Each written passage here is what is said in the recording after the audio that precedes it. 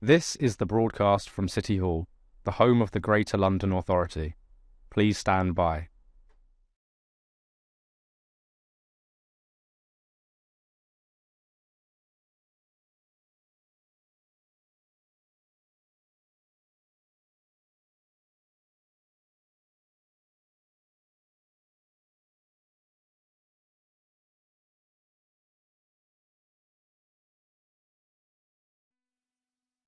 This is the broadcast from City Hall, the home of the Greater London Authority. Please stand by.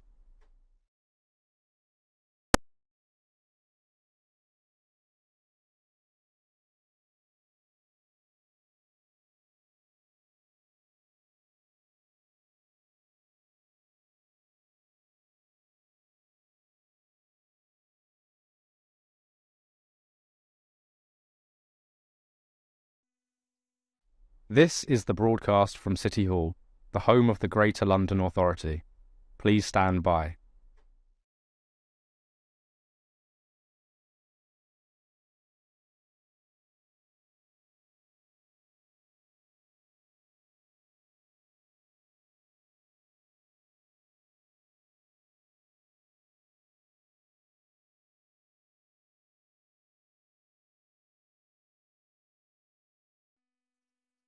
This is the broadcast from City Hall, the home of the Greater London Authority. Please stand by.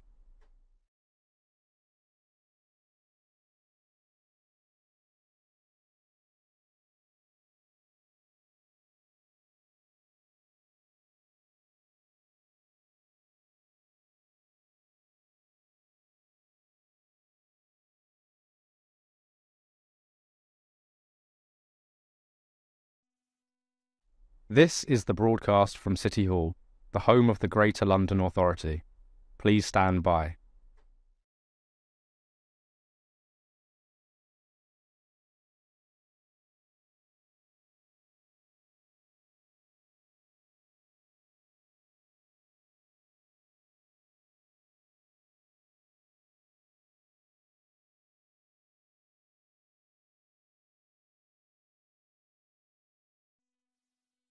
This is the broadcast from City Hall, the home of the Greater London Authority. Please stand by.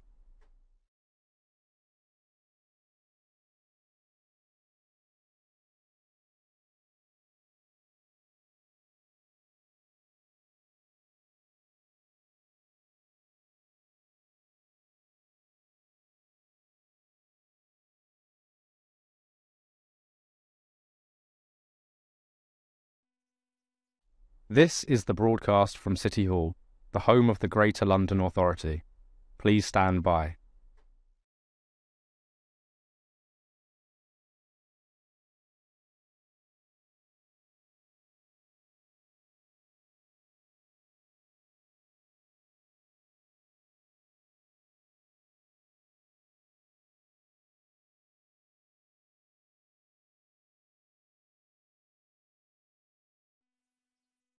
This is the broadcast from City Hall, the home of the Greater London Authority. Please stand by.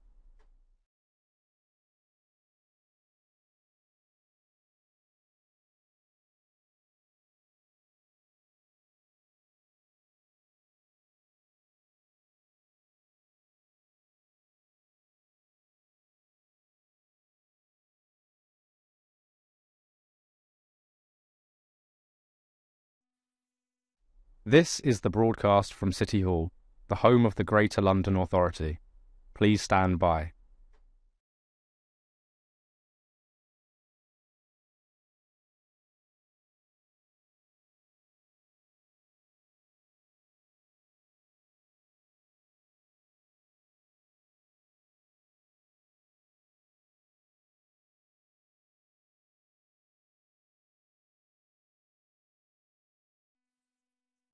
This is the broadcast from City Hall, the home of the Greater London Authority.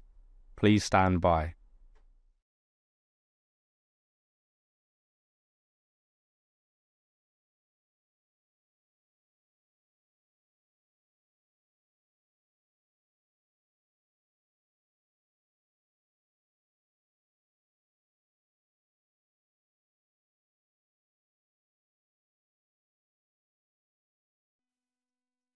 This is the broadcast from City Hall, the home of the Greater London Authority. Please stand by.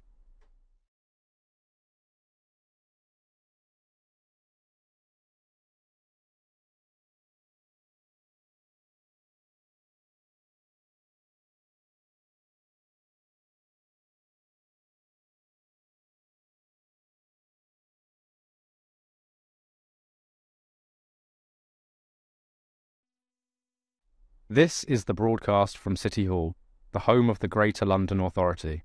Please stand by.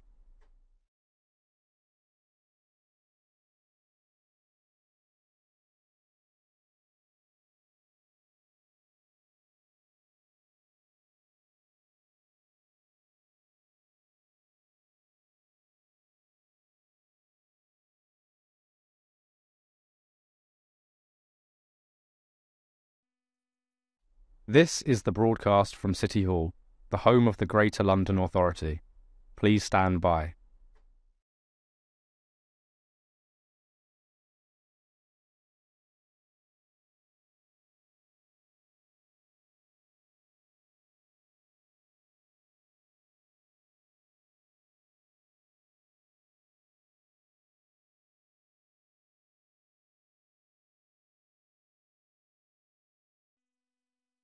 This is the broadcast from City Hall, the home of the Greater London Authority. Please stand by.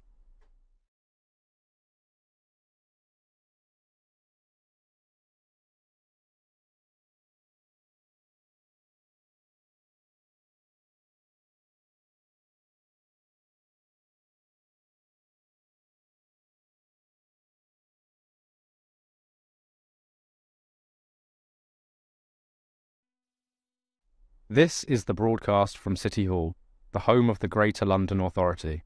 Please stand by.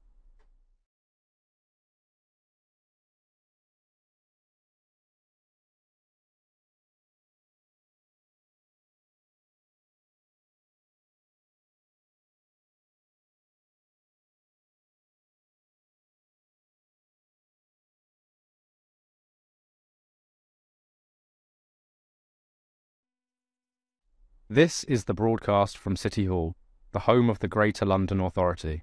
Please stand by.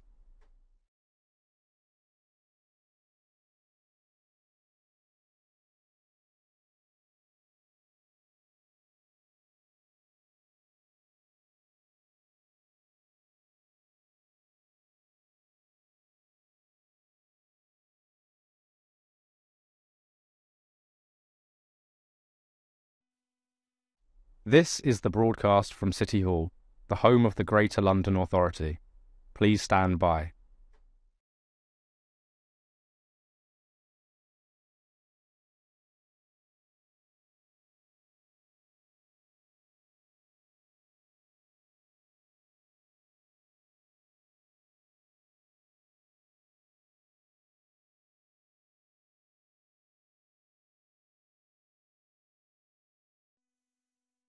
This is the broadcast from City Hall, the home of the Greater London Authority.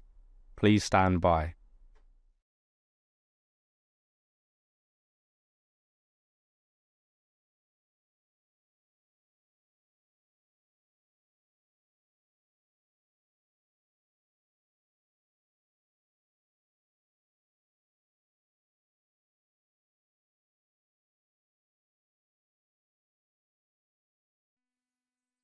This is the broadcast from City Hall, the home of the Greater London Authority.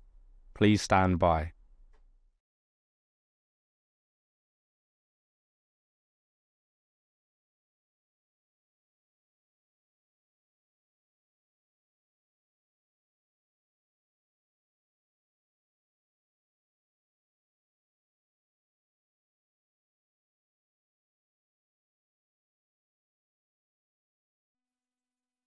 This is the broadcast from City Hall, the home of the Greater London Authority. Please stand by.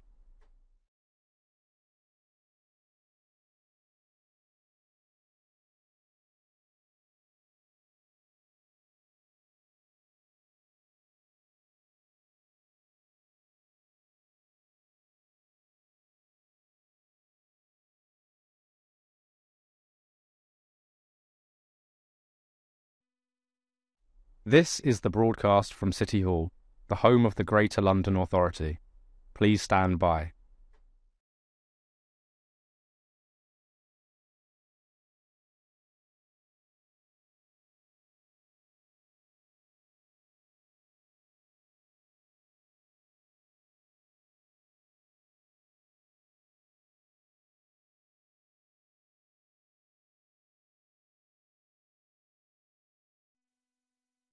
This is the broadcast from City Hall, the home of the Greater London Authority.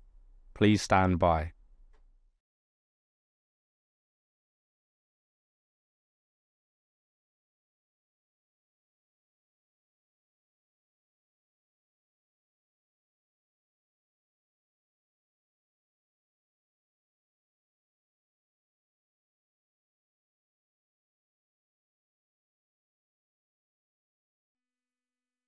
This is the broadcast from City Hall, the home of the Greater London Authority. Please stand by.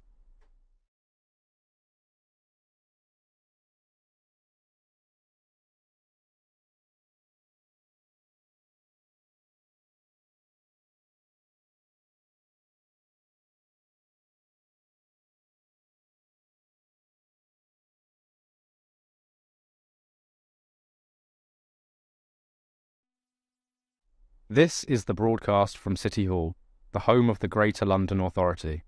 Please stand by.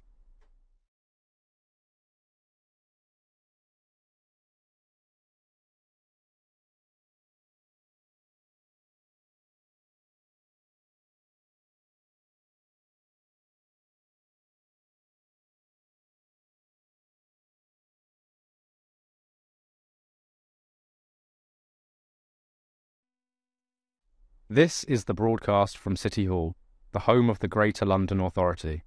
Please stand by.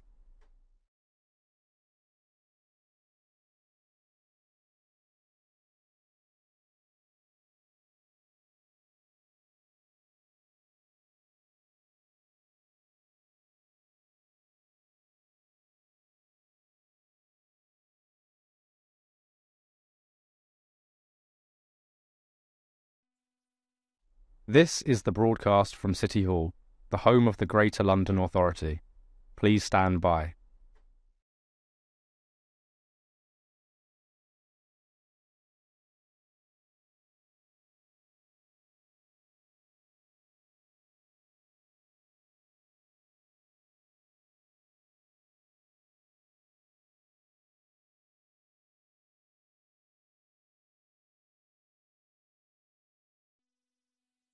This is the broadcast from City Hall, the home of the Greater London Authority.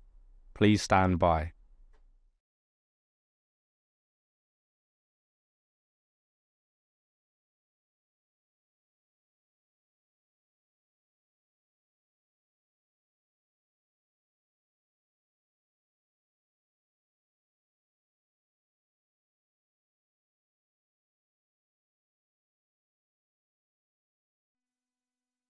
This is the broadcast from City Hall, the home of the Greater London Authority. Please stand by.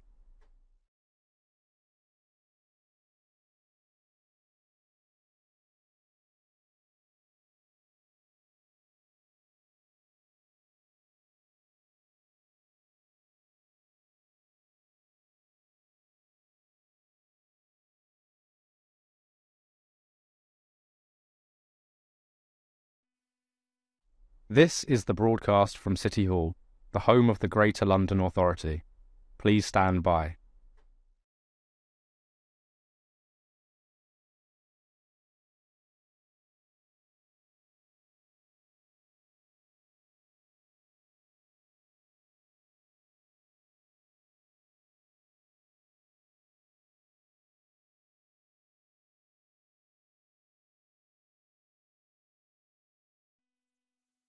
This is the broadcast from City Hall, the home of the Greater London Authority.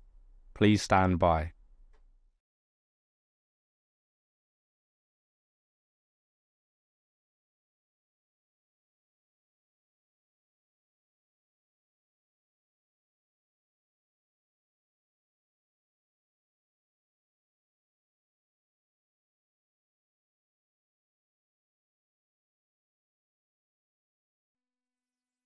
This is the broadcast from City Hall, the home of the Greater London Authority. Please stand by.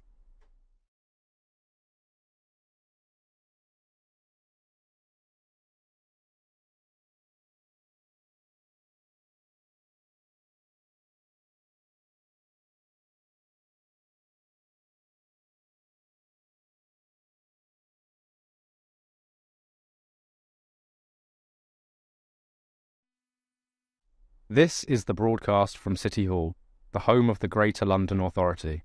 Please stand by.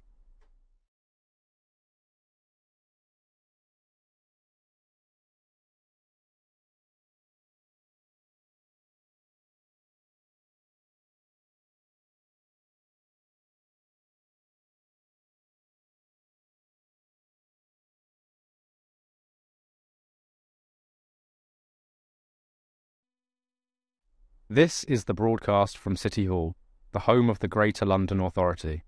Please stand by.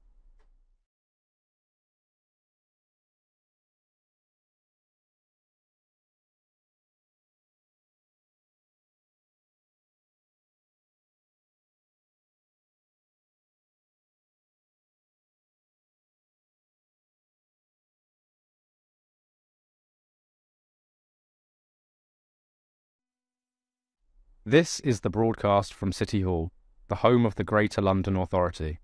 Please stand by.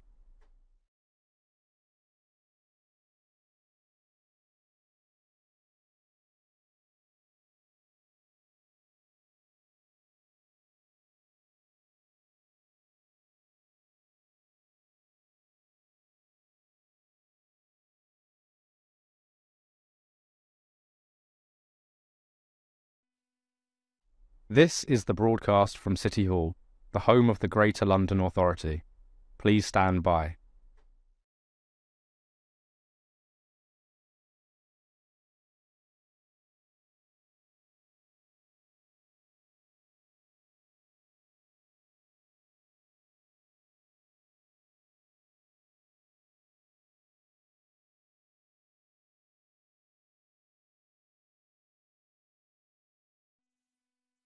This is the broadcast from City Hall, the home of the Greater London Authority. Please stand by.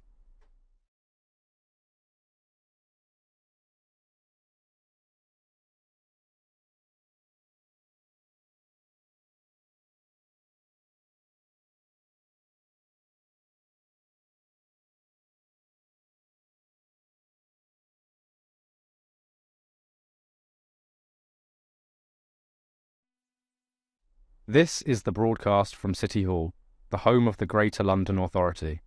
Please stand by.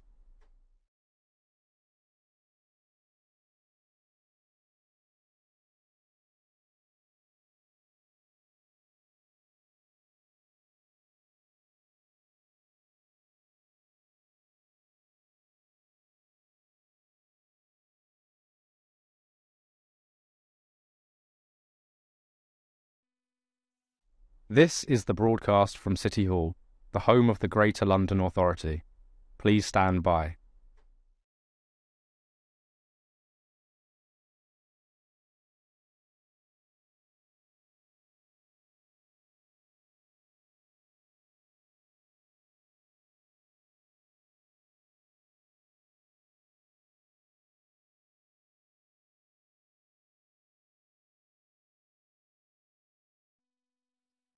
This is the broadcast from City Hall, the home of the Greater London Authority.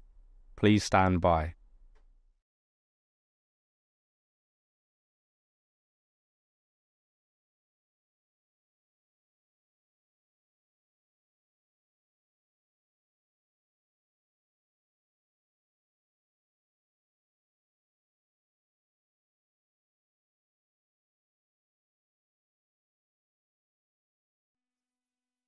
This is the broadcast from City Hall, the home of the Greater London Authority.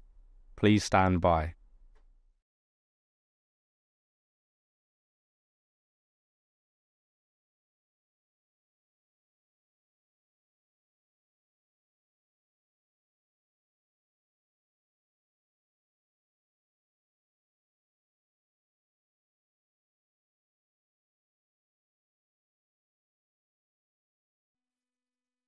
This is the broadcast from City Hall, the home of the Greater London Authority. Please stand by.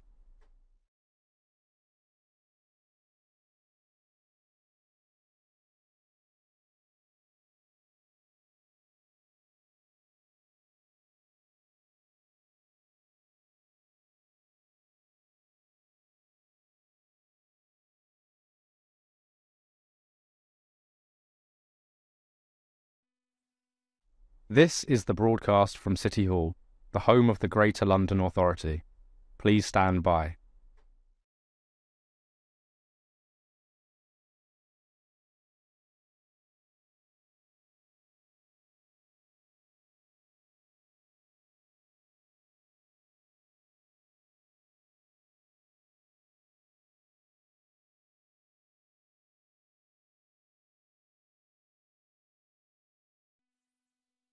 This is the broadcast from City Hall, the home of the Greater London Authority. Please stand by.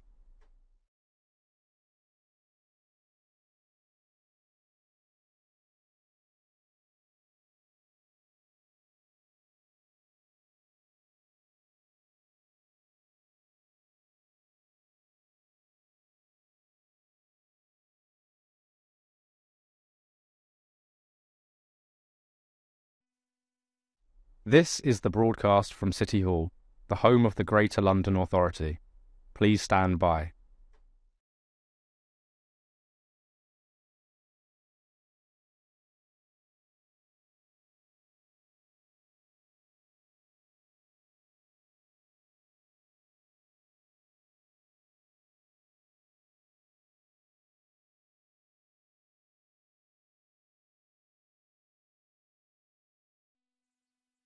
This is the broadcast from City Hall, the home of the Greater London Authority. Please stand by.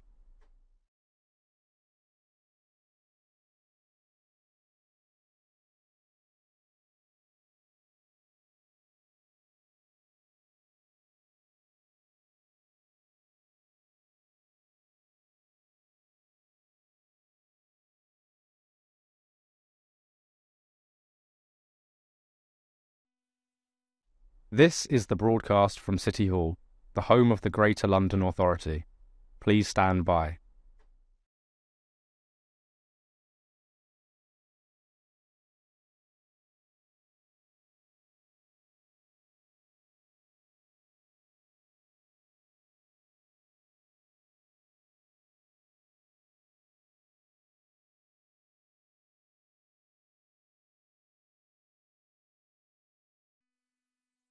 This is the broadcast from City Hall, the home of the Greater London Authority.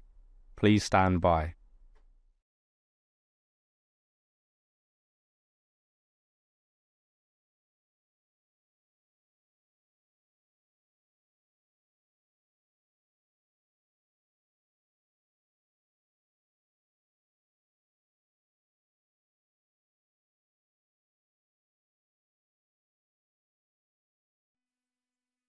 This is the broadcast from City Hall, the home of the Greater London Authority. Please stand by.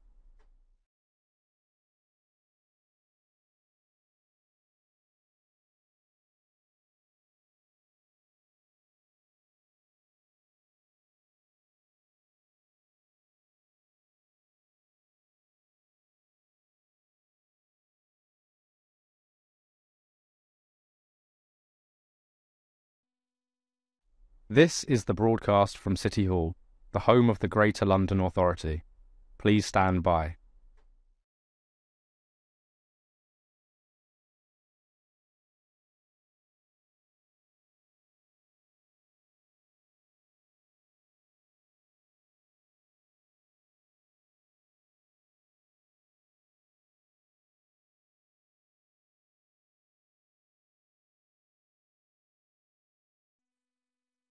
This is the broadcast from City Hall, the home of the Greater London Authority. Please stand by.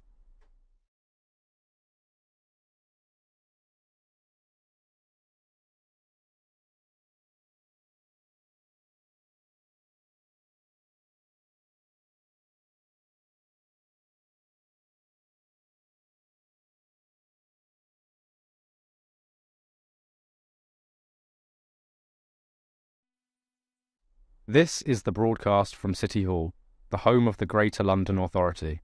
Please stand by.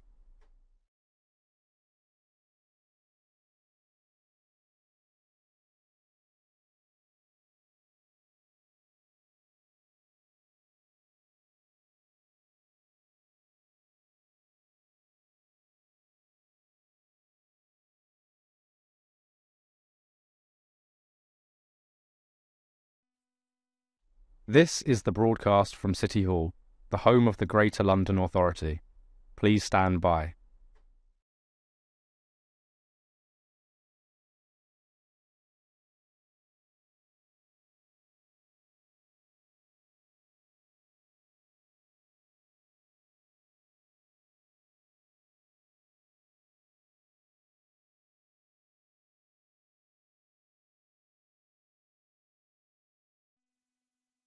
This is the broadcast from City Hall, the home of the Greater London Authority.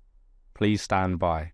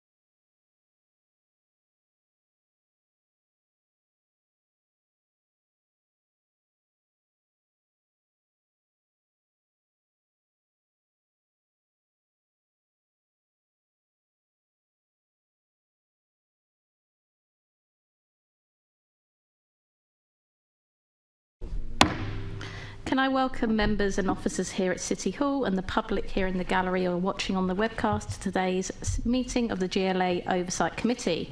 Please may I remind participants to turn your phones off or put them on silent, and can I also ask members to ensure that any electronic devices are not placed in front of their microphones.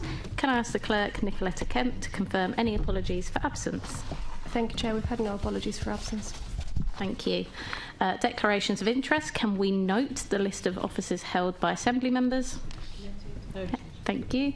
Can I also ask members if they have any disclosable pecuniary interests in specific items listed on the agenda? No interest. Brilliant. Summary list of actions. Can we note the completed and ongoing actions arising from previous meetings of the Oversight Committee? Thank you. Response to committee output. Can I ask the committee to note the response from the Chief Officer to the committee's letter on the GLA workforce report? Noted. Thank you. Right, we now move on to one of our main topics of business for today. So can I, on resilience arrangements, so can I welcome David Bellamy, the Mayor's Chief of Staff, and John Paul Graham, Head of City Operations, to the Chamber. I'm going to start with the first question, and David, I don't know if you'd like to start with this. Just to ask a kind of more general question around the aims, now being the new chair of the London Resilience Forum, and how you see that role going forwards. Great. Thank you, Chair. Good afternoon. And as this is my first appearance before the Assembly or one of its committees since the mayoral and Assembly elections, congratulations to you all on your election. I think resilience and the role of the London Resilience Forum is really, really important, and I think now is a particularly important time. a lot of us will remember 2017, most notably, of course, the Grenfell Tower fire, but the range of terrorist attacks and incidents that year, which really demonstrated just how important the partnership is. And it's clear that there are evolving risks facing London all the time that have probably grown over time. Impact of climate change increasingly visible, cyber threats, and the wider international context as well. So, I think I would go as far to say that, resilience work has probably never been as important as it is now. And so really what I want to see as chair of the partnership is that we really take a strategic approach to mitigating some of these risks, and that in doing that, really, we are taking that an absolutely strategic approach to that. So I would probably pick out two specific things. Firstly, of course, we know that in September we will get the recommendations from the Grenfell Tower Inquiry Phase 2, and so our response to that is going to be really important. Don't want to preempt the inquiry, but it is clear that its report is going to show that the bereaved survivors and local residents didn't receive all of the support that they should have done in the hours and the days following the fire. And so there's absolutely things that we as a partnership can do to learn from there. And secondly, and kind of building on my point about a strategic approach, is that it's not just about effectively responding to incidents when they occur and being prepared to do that. It's also about saying, well, how can we reduce the risk of major incidents occurring or their severity if they do? Obviously, as chair of the LRF, but also chair now of the Mayoral Delivery Board, I'm well placed to try and ensure that we get the alignment so that policy teams at the GLA and in other partners contribute fully into the Resilience Forum's risk assessment, and that the outputs of those processes feed back through into the GLA's work as a strategic authority to improve London, that hopefully will have that impact on reducing the severity of the risks that we face. Thanks. John Paul, was there anything that you wanted to add as an opening statement really on that? Nothing more, Chair, thank you. Thanks. I'll pass over then to Assembly Member Georgie. Thank you, Chair. David, congratulations on your reappointment. As Chief of Staff to the Mayor of London, you already have a significant level of responsibility in the GLA. I imagine it's challenging enough to balance your work capacity without the resilience portfolio. How much time will you be able to dedicate to resilience, and how will you juggle all of this work to ensure you're effectively discharging your responsibilities? And mind you, please take this question in the way that it's intended, which is your job is extremely important. You're the eyes, ears and brain of the Mayor, which does obviously take up a lot of time. Thank you. You can debate whether I'm the eyes and ears of the Mayor. I'm sure that the Mayor has his own brain. I think what I would say, and I appreciate this, I appreciate the spirit in which the question was asked, is that I wouldn't have taken this on unless I was confident that I had the time for it, because it is important. And I believe I do, and I say that for a number of reasons. First, there are important parts of what the role involves that I was already doing alongside Baroness Twycross. So, for instance, I chair the GLA's Internal Resilience Committee. I've chaired since 2016 the partnership summer and winter preparedness meetings. I lead for the Mayor on Grenfell matters. I was overseeing the former city operations team, now merged into the London Resilience Unit, and I was heavily involved in oversight of major incidents. So there's no extra time needed there because that aspect I was already fully involved in.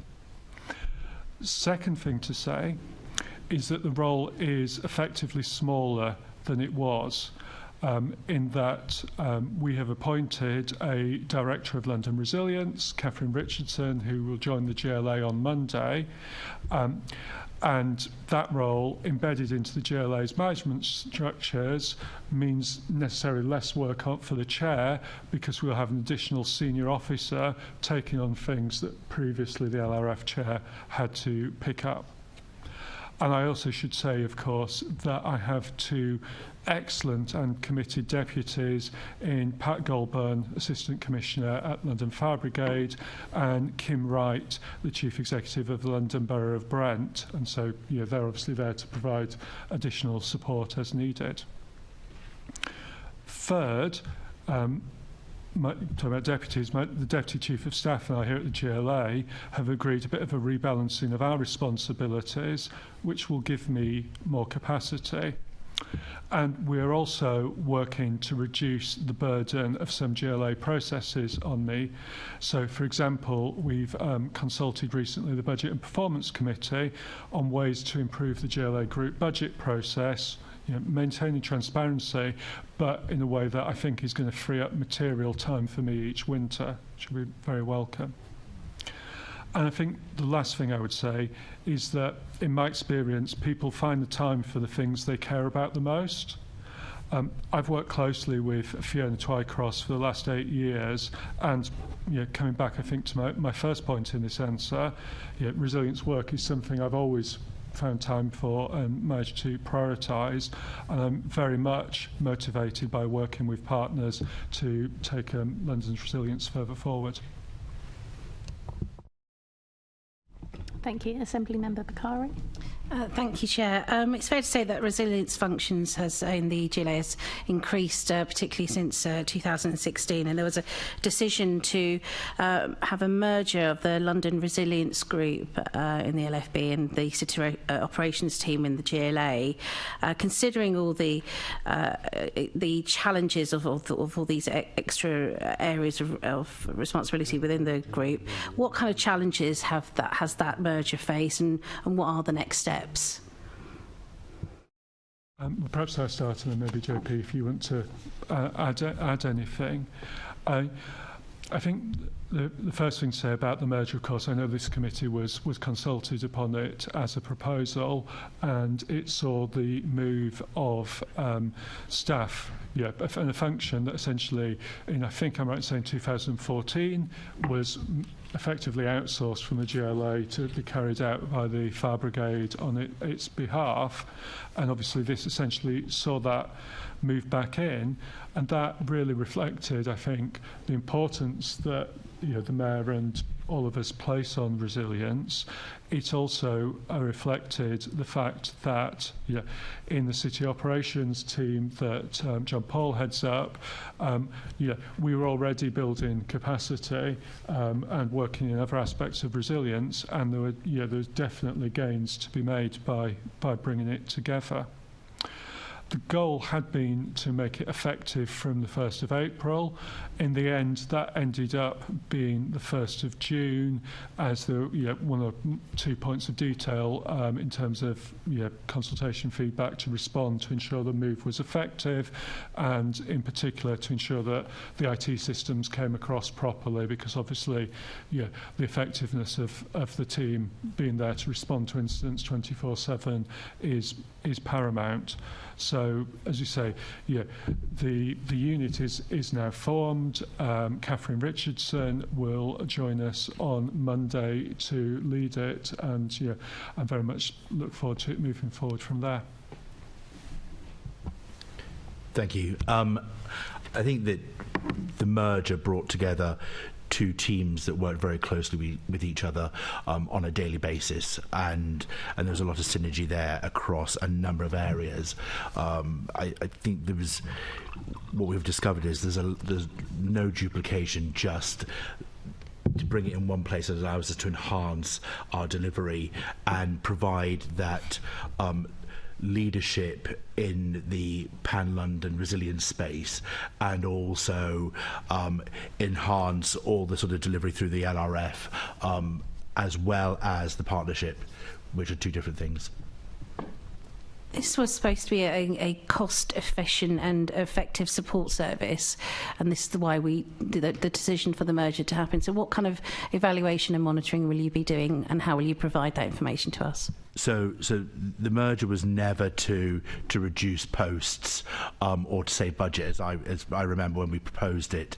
It was about bringing those teams together to enhance the delivery.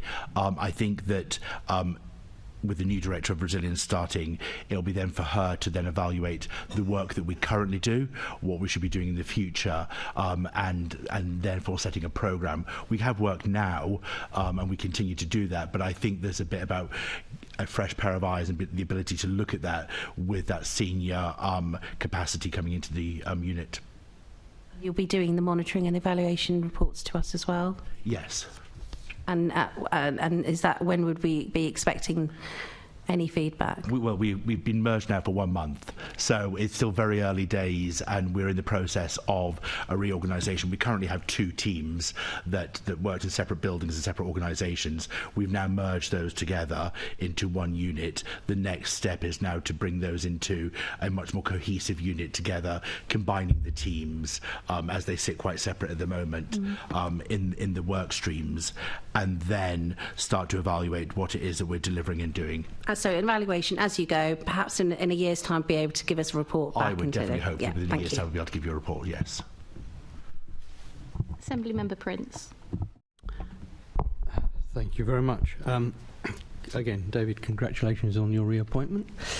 I look forward to working with you over the next 4 years. Have you, it is early days obviously, have you received any feedback from the voluntary services that support resilience, such as St John's or the Blue Lights?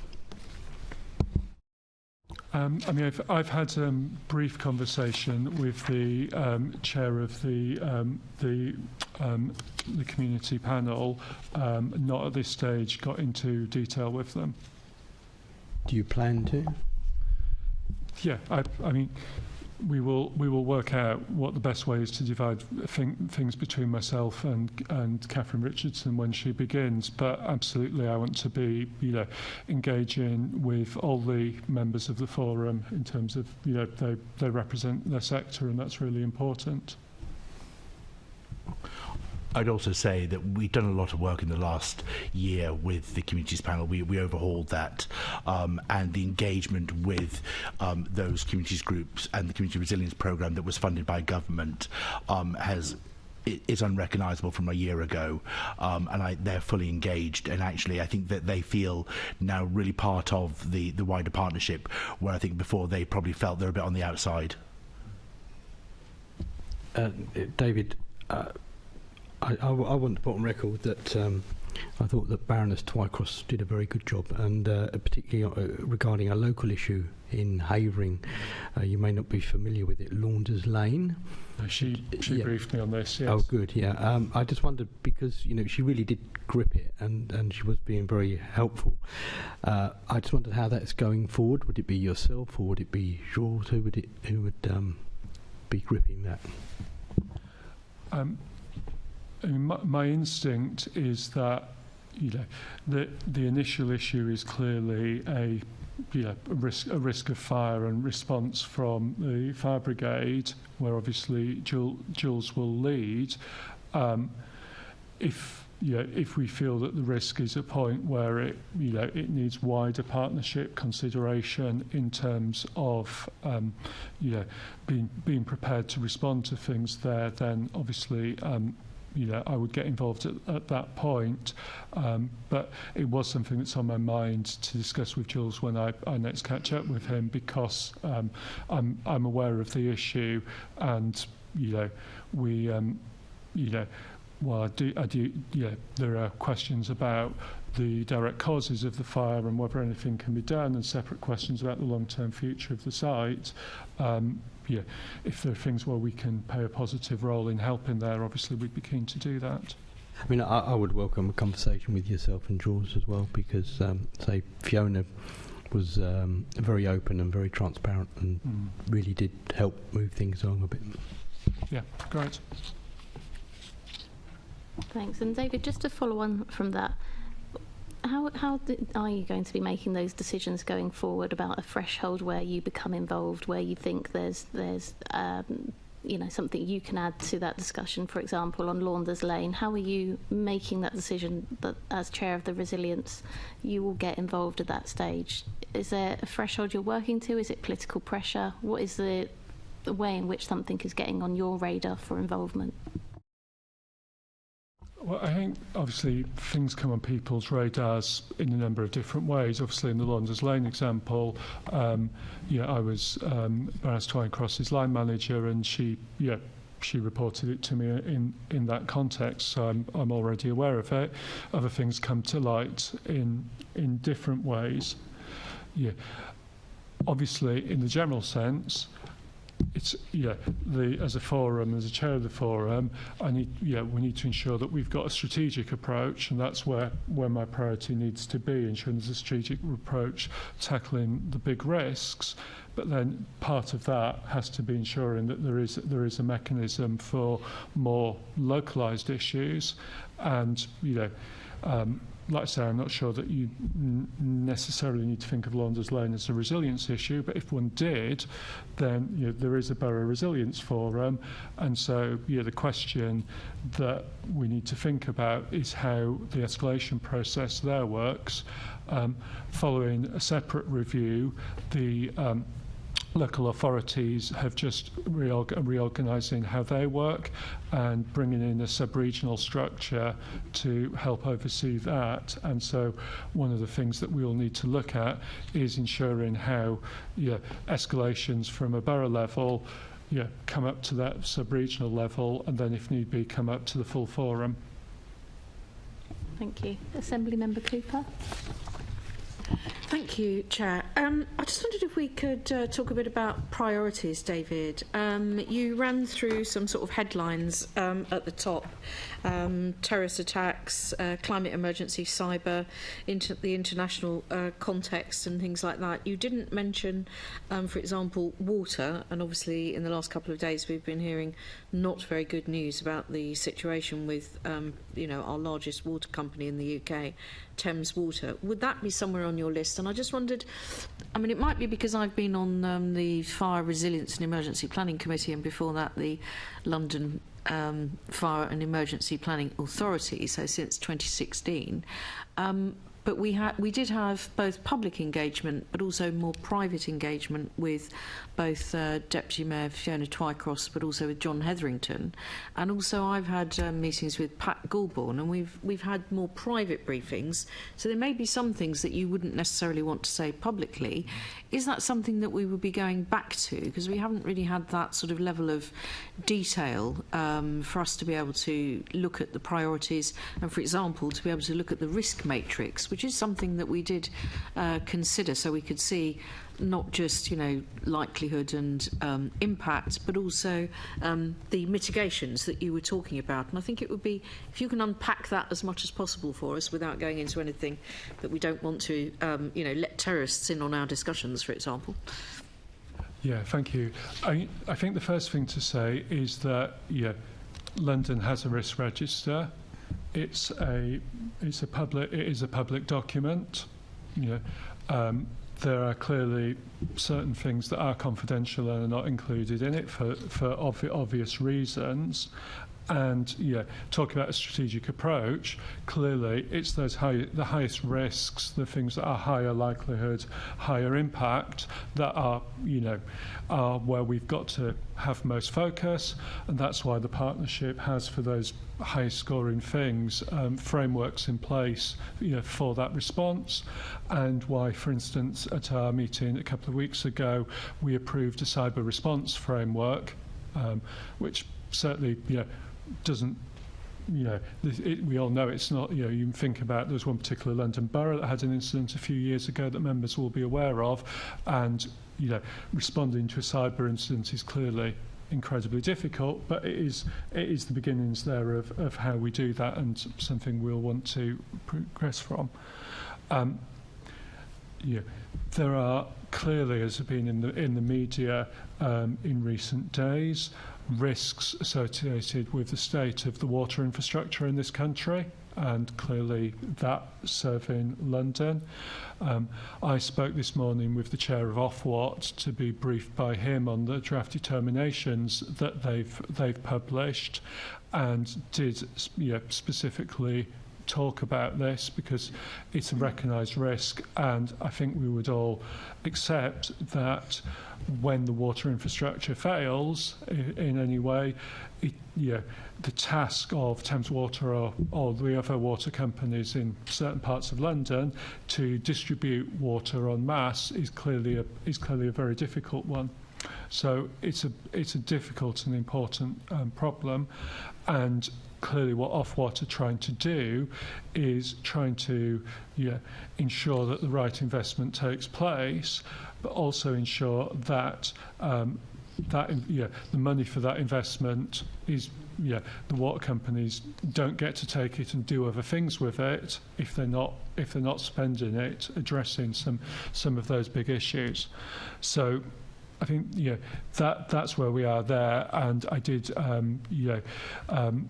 impress on him, from the Mayor's perspective, and I'm sure I speak for colleagues here as well, the importance of transparency from Ofwat in terms of, as they hold water companies to account for delivery, actually to be able to say, are they delivering the infrastructure improvements that they promised and that they put in their plans that they submitted to Ofwat? Because we've all an interest in seeing it happen, and whatever you think about the specific plans or Ofwat's view on them, what is being talked about is a significant increase in work, and we know that can create supply chain and capacity issues, and so it's really important that we have that transparency.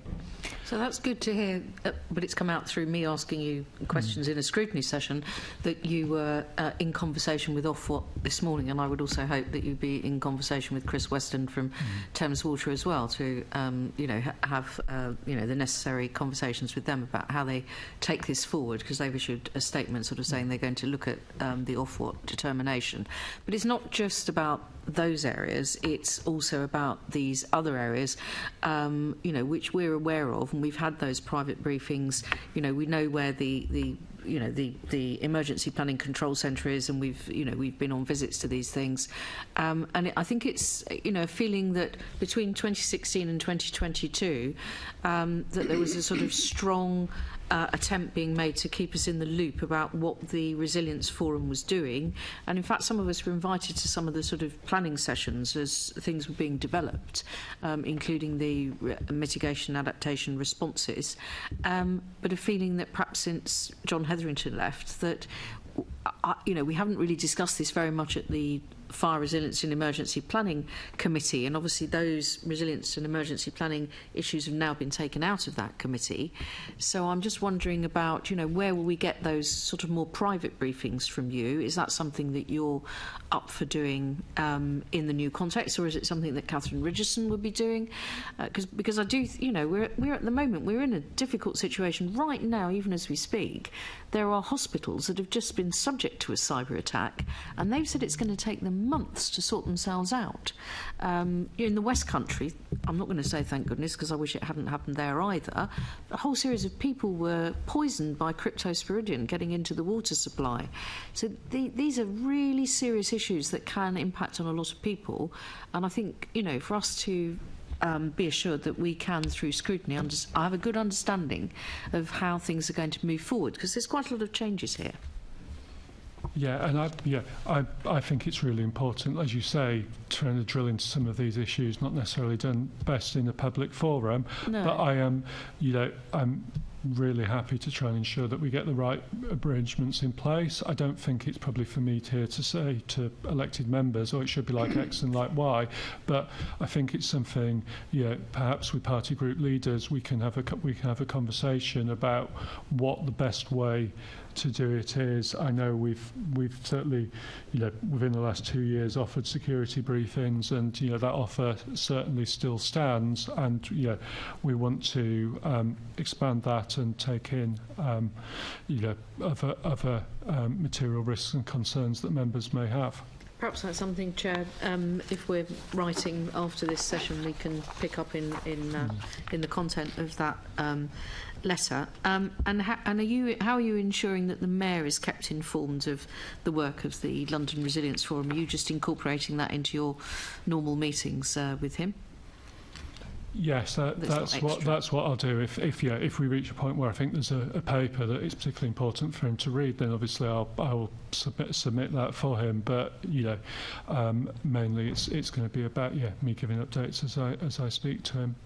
And if I had to ask you to pick out your sort of top current resilience challenges for London, what would you pick out? I mean, you talked about Grenfell and what's going to come out of that earlier on. Is there anything specific that you would say is a top challenge apart from Grenfell? I think Grenfell is so important. It's also worth noting we have the COVID-19 inquiry. I believe a week today is due to issue the report from its first module, which was very much about preparedness. How much that will impact on the resilience system directly, I don't know. It could be that it's quite focused on NHS and central government arrangements, but there will be, I'm sure, some common themes across looking at what comes out of the COVID-19 inquiry and what comes out of the Grenfell Tower inquiry in terms of saying, right, how do you have confidence, like individually as an organisation, but also as a partnership, that we actually are ready, and if the horrible thing happens tonight, right, are we individually and collectively able to discharge our responsibilities? And it is really important to understand that resilience is a partnership. And each organisation has their own legal responsibilities, and they have to be accountable for that. But clearly, as a partnership, we also have a shared interest in working together and helping each other. And part of that is being able to rely on each other in those difficult situations. I think the current strategy was actually written before COVID-19 happened. Is it going to be updated? So there are. This is part of one of the positive things that will come out of the merger we spoke about. So we have two strategies at the moment. There's the partnership strategy, essentially, which is very focused on how the partnership works together and areas it needs to improve. And there is the city resilience strategy, which you mentioned, and you say that came out in something like February 2020 and was very much focused on policy areas as a GLA document about saying, well, what are things we can do to bolster London's resilience and reduce some of those risks. So what I would expect to see over the next year is going to kind of a single integrated strategy that actually reflects that, as I said earlier, we need to be joining up properly so that we're not just thinking about preparedness for incidents and reduction of risk kind of in isolation, and we're confident that our energies are collectively going into the biggest challenges. I think I'm going to be quiet because I think some of my colleagues might want to go into that in a bit more depth. Thank you, Chair. Thank you. Assembly Member Georgie. Thank you, Chair. David, the new Labour government has pledged to entirely remove fossil fuels from UK electricity production by 2030, a move which many experts such as Professor Helm at the University of Oxford have branded as unachievable. Combined with their pledge, well, now not a pledge because Ed Miliband's now announced it, to revoke existing North Sea production licences and the ongoing threat from international influences, there are real and serious concerns that we could experience electricity blackouts throughout the country, including here in London. What steps are being taken to prepare for potential blackouts, and will you be working with the officials in the relevant government departments to mitigate this challenge? I'm confident that no government is going to turn off electricity generating power before they're able to turn on any successor arrangements. I think that's fairly clear. More generally, we do have a framework for response around a failure in the transmission system, because there is a risk of that happening, and the impact of that, clearly, if it did, it would be very significant. I think probably all of us have experienced localised outages in our electricity, and we all know how challenging that is, and probably over time, even more so as gradually heating moves across to being driven by electricity rather than by gas. So we absolutely will keep that under review, and we will try and ensure we have the right arrangements. It is worth noting that the government conducted a exercise into a major blackout. I've read that review. There was a lot that comes out of it that needs to be addressed, and one of the things we all want to understand is how the government will take that forward, because one of the challenging things about it is that electricity is so fundamental that the approach the government understandably has of assigning risks to a lead government department, the effect of loss of electricity just is a major risk to everybody, and the interrelated nature of what would happen would create some real challenges. So absolutely that's going to be a discussion point with government about how they're taking forward the learnings from that exercise. As part of that exercise that David just mentioned, there was also a London test as well with partners, which forms part of those lessons that now need to be looked at.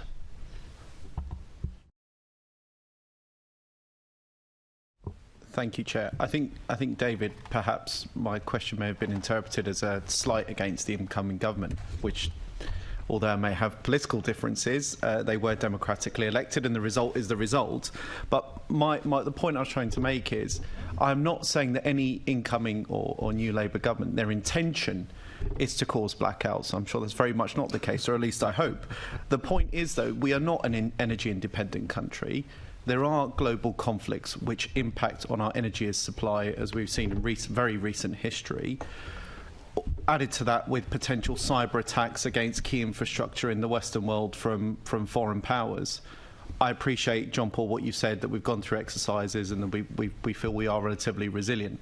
That was the thrust of my question. So bearing in mind what I've just said, is there anything you want to follow up on? So I think the point is that there is definitely a risk. If the risk transpires, it's a very high impact risk for reasons we just talked about. That's why I really welcome the previous government carrying out that exercise. It's really good that London was able to play a good role in that. And while, let's say, plans do exist for response in that situation, it was an incredibly difficult situation, and that's why we need to be looking at all the lessons, and the forum will, all the lessons that came out of the London exercise, and try and ensure we're addressing it. And obviously I'll want reassurance on behalf of the Mayor that nationally and elsewhere in the sector as needed, those things have been looked at. I think this is one of these things that Assemblymember Cooper was talking about, which is it might be better to have a scrutiny in private where we can brief you on what some of those plans look like, as I fear that we'd be treading into a space where government officials and energy companies would not want us to discuss in public. Thank you. And just on that, obviously, one of the most immediate challenges with energy and electricity is that faced in West London, which City Hall has already been heavily involved with the utility companies. Is that something that is now on Catherine's desk when she comes in on Monday? So It's an interesting point, because it's not a resilience issue as such, in the sense of, oh right, people in West London are at risk of not having electricity supply, because clearly the issue has been, the sector saying we can't connect more buildings because we have limited capacity, and we need to ensure we can supply the people we already have connected.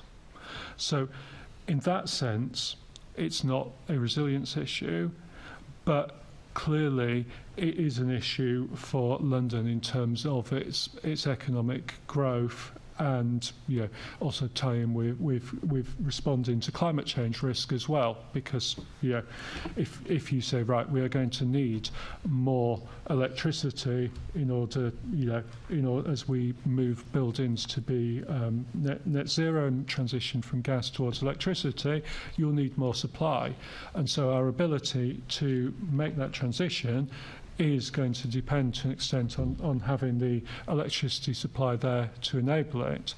And that's really just why we're there in terms of the join-up. The Mayor obviously commissioned a review into climate resilience and what London needs to do to adapt. That will be finalised and published fairly shortly, I think, and that will set out some independent recommendations and areas that we need to look at. Thanks. I think I would argue that I think it should be a big part of the resilience plan, but I think that's for another time. Assembly Member DeVal. Cheers, thank you. I've got a number of questions, but can I just tidy up, just in my own mind, because I picture we're brigading a number of units together now under your leadership, John Paul. Your previous section, I thought they were on secondment. Are they now brought back in-house into the GLA with the rest of the staff to get synergy, or are they still with the Home Office? So I had 3 teams that were with the GLA. So there was the London Situational Awareness team, the City Resilience team, and then there was the Major Ceremonials team. The Major Ceremonials team went on secondment to DCMS to deliver the coronation, and they're now supporting the delivery of Champions League, and now looking at other football matters that may be more pressing. Those teams were permanent and here, apart from those that were on secondment, and then we've got the London Resilience Unit, which has a London Resilience Group, which has 3 teams within it, and that's what's come across. I am one of 2 deputies to Catherine, and we'll go through the reorganisation, which we'll come back to you and show you what that looks like. It's an informal consultation, because we're not really changing jobs. What we're doing is just bringing that cohesiveness of the 2 teams together, rather than sitting separately, or the 2 units, I should say. But we will come back and show you what that looks like. And where are they based? So they are anchored at Union Street, but actually we have a number of desks and space that's given to us by TfL in Palestra, and we sit within the Surface Transport Command Centre. We also have our own command suite within there as well, and I'd be happy to show any Assembly member around. I think the other day Assembly Member Russell caught me while I was there. The Transport Committee were there, but I'd happy to show anybody around the facilities we have at Palestra. Thank you for that. And then just another thing, just picking up from questions that members raised, the number of exercises that have taken place. Clearly, we do need to think about, this is our first time out, as much as it's David's first time out, about how we understand what's been done. I think David said the right word, reassurance. As far as I'm concerned, one of our roles is to be reassured that things are being done or undertaken, and that you are reporting what you can in public, because I think we should be thinking about as much as possible what we can put into the public domain, that people are looking out for these issues. But there will be times when stuff needs to be done privately, so we might need to think about that. So can you just tell us what sort of exercises, without going into detail, that have taken place? We've heard of one already, but have there been any other in the last year that we have undertaken with the resilience hat on, or overseen, coordinated, whatever word you want to use, in terms of that we think is important that the London players, if I can call them that, in this emergency services at all, have been involved in? Yes, I don't actually have that list right in front of me. I'm sure we can write with some details. There was recently, I spoke at it, the exercise, and we were quite open and transparent and press released the fact it was happening in terms of London's response to a heat wave. And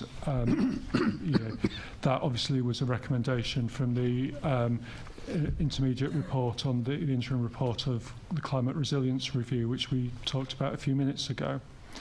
And clearly a number of lessons will flow out of that. I think London Resilience has a well-oiled process for capturing those and turning into actions and taking it forward. Necessarily some of those things will need to be confidential, but certainly it's an interesting idea in terms of can we ensure that the recommendations that we're picking out from our lessons learned process are getting actioned in a reasonable time. Indeed, one of the things we did at the LRF in June was actually have a sweep through of some of the historic stuff, and I can claim no credit for this because it had already happened, but was worth a look at those and, well, is it that they've happened and they just haven't ticked them off, or is it that more needs to be done, and get good progress on that? And so we certainly can think about how we do that, because this is one of the areas where the Civil Contingencies Act is slightly unclear, in that it gives us a responsibility as the GLA, and it gives a responsibility elsewhere as well in terms of exercising and ensuring that happens. And so, one of the things that I've done for our Resilience Committee previously is get a document published that sets out how the GLA meets its Civil Contingencies Act duties, recognising that we're a somewhat unique organisation because we're not a responder or a direct service provider. Unless an incident happens on Trafalgar Square or something like that, then it's our kind of role is very much limited to the Mayor's role of Voice of London, but we do have these responsibilities in terms of serving the partnership that we now all brought back together to discharge. Not wishing to disagree with you, but there is a resource, isn't there? You've got bodies of people, so in times of woe, if you needed extra support of senior managers going into, in fact we did, during one of the crises, we people here did some of the food bank work during COVID. Some of our staff were supplied, they were bodies of people used to go and check and make sure that the voluntary sector food banks were in full support. So that there is that bit, and I think arising out of that, we talked about whether we as GLA, as an organisation, never mind the GLA family, we had a skills audit of who could be available during times of woe, who could step up at different levels to be able to be used by other organisations around that. So I think there are those things that we still need to think about where we can come in and what on issues. And you yourself has been involved in different operations and working and supporting when we've had major events and issues like that. So if we could pick that up maybe another time, but have your thoughts on that. Can I just, time is pressing, can I just go back in terms of that, get onto my core question now around on this. Okay, so you've mentioned a number of inquiries that are important to us for the future in your work and the focus of your work, from COVID-19 to issues around Grenfell. I suggest there's another inquiry that we need to keep an eye on the Manchester Arena inquiry, which is due out. I think there are some lessons there that, you know, we all hope that we wouldn't follow, but we need to be aware of those. And it took me back to 7/7 and a report that was done by a Conservative, led by Richard Barnes, I think, former Deputy Mayor, around some of that work. How do we actually take those lessons learned, or just remind ourselves of potentially what, you know, the good work that's done? Because there's some great stories of some very good response to an emergency situation, and then there's bits that we know that we could do better on. And where do we capture that? Where do we remind people about best practice and getting the best communication post incidents, and how do we take people with us on that? And then I suppose, even though they're public inquiries, which are straightforward, and there's always a time lapse and there's learning lessons, but you know, this latest cyber incident within the NHS around that, which it may well be difficult to talk about publicly in bits, but the impact on that for you in resilience and other players, including not just public services but the private sector. We've known for some times that we've been vulnerable or could be vulnerable, yet we were caught out, to be honest. How do we minimise that risk in the future? So I've brigaded all those together around that, and that clearly must be a focus of some of your future work. Tell us what your plans are. How are you going to deal with it? Great, thank you. Try and just deal with each briefly. On skills, you're absolutely right. The GLA, in the time I've been here, has never had an attitude of saying, hang on, it's not our responsibility. You know, so yeah, for Grenfell, I remember on the first weekend getting a call from John Barradell, who was in charge of took over the response, and you know, he said, David, what I really need is a press officer. And so, you know, one of our press officers was going up country for Father's Day the next day, got off the train, got a train back into London and went and did that. And, you know, similarly, we had housing experts in the team to help with the rehousing process, etc. So we absolutely, you know, done that in the COVID instance. You say we absolutely want to do that, and you know, as the GLA continues on its journey in terms of, you know, job families and succession planning and things like that, I'm sure the chief officer will be keen to look at an approach that allows, you know, more systematic decisions in terms of what skills are available, because it might be something as simple as we have a colleague with a particular language skill that might prove to be really useful. So, you know, absolutely would say that. Manchester Arena inquiry, absolutely very important. I think the thing I would say about that is so much of the Manchester Arena inquiry is actually about ensuring that bad things don't happen. What it has done is it brought a real focus onto the concept of grey space. So essentially the space between the event and where people will arrive or depart the area. Yeah. And yeah, there might historically have been a view amongst event organisers that says, well, it's not my land, it's not my business starts when the attendees cross my threshold. Yeah. And essentially what the Manchester Arena inquiry is saying, well, actually, no, you can't look at it like that. And that's why, for instance, when we worked on Operation London Bridge and for the late Queen's funeral, we had a grey area that, not quite, but you can, you know, in very easy to understand, think about anything inside the circle line. You know, because the volume of people we knew that we could get, that, you know, that was what we had to prepare for, and so a huge amount of effort went into that, as you know, happens in terms of our preparations for New Year's Eve. So we're absolutely thinking about that, as well as, you know, we need to look at the learning that comes out of Manchester Arena inquiry in terms of specific emergency services as well. And then, so your third point just was I didn't write it down. I think I had Manchester Arena, COVID, Grenfell, which I think you covered earlier on, and then the latest cyber one. Oh, so cyber, yes.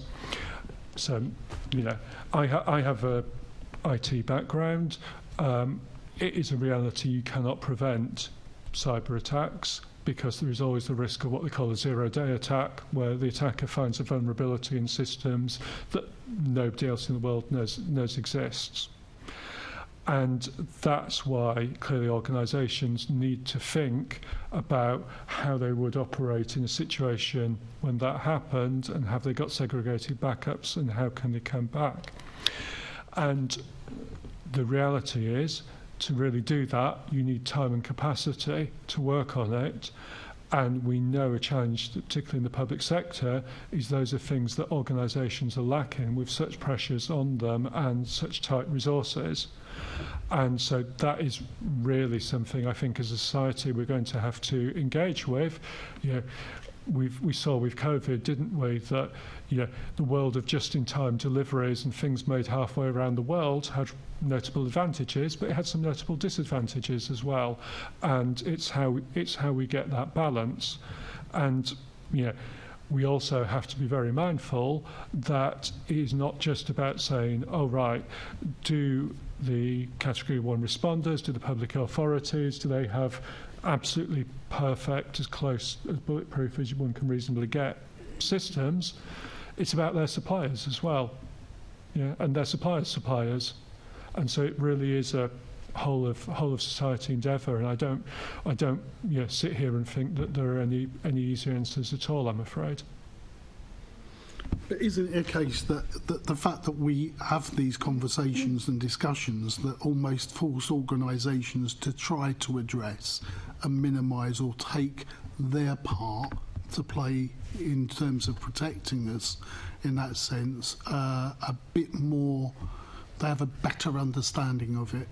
I mean, we've come a long way when I think people talked about cyber attacks, but of course, you know, when they happen, isn't it? And this one's pretty significant.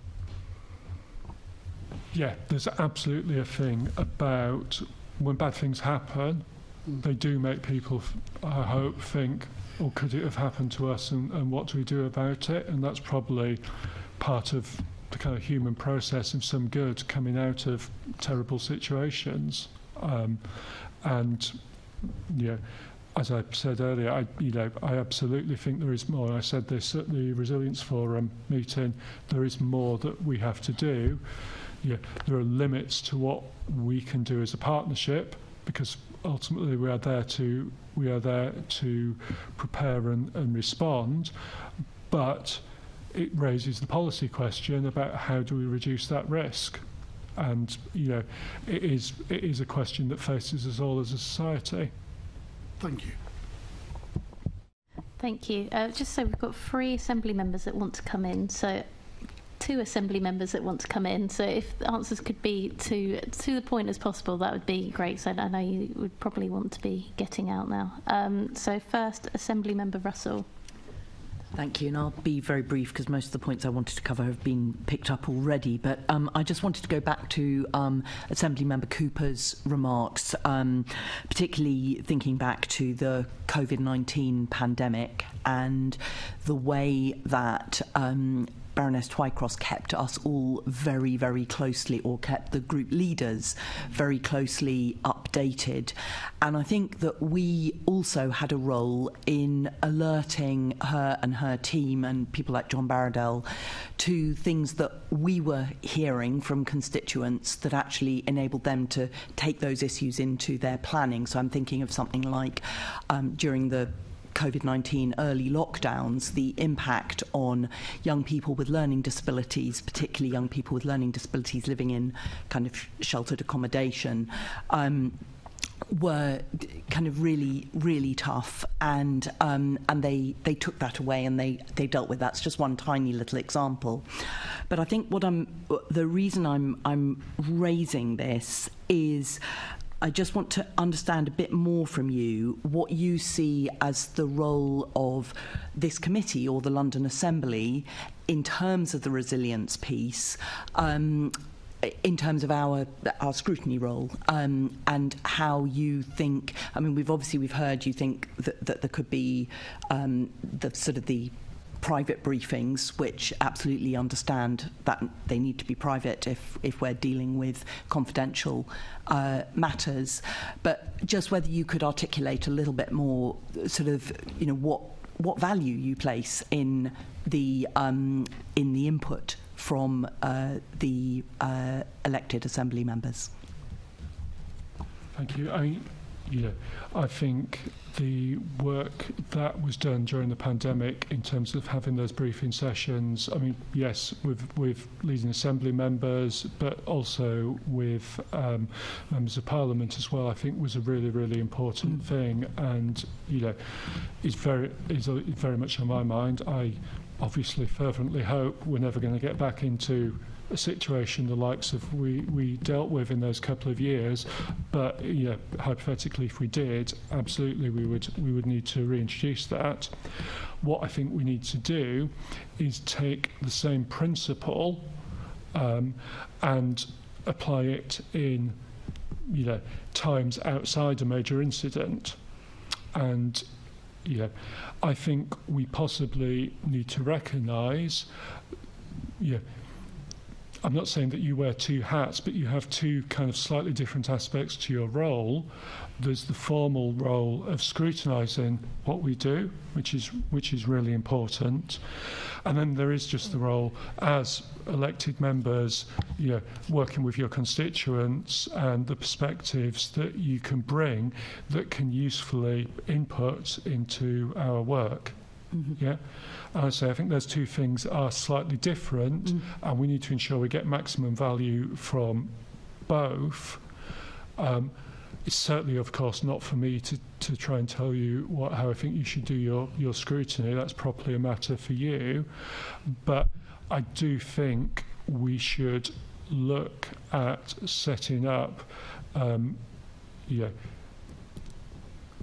perhaps we start with group leaders and start with private briefings, cover off some of the security things, but range a bit more widely, and then try and work out, right, is there a kind of a wider process that would be helpful to all concerned? And I don't kind of sit here and say, oh, it must be like this or it mustn't be like that. I think we just need to work out what's most sensible. Thank you. That's reassuring, and I look forward to taking that forward. Thank you. Assembly Member McCartney. Yes, I think I'm the only member left who was sat on the London Assembly's 7-7 panel, and some of our recommendations were really useful and were actually implemented following that. But I've got two questions, if I can. My first is around the London Resilience Forum itself, and I suppose to David, really. How are you going to make sure that you have the right people in the room that have sufficient seniority and can make decisions?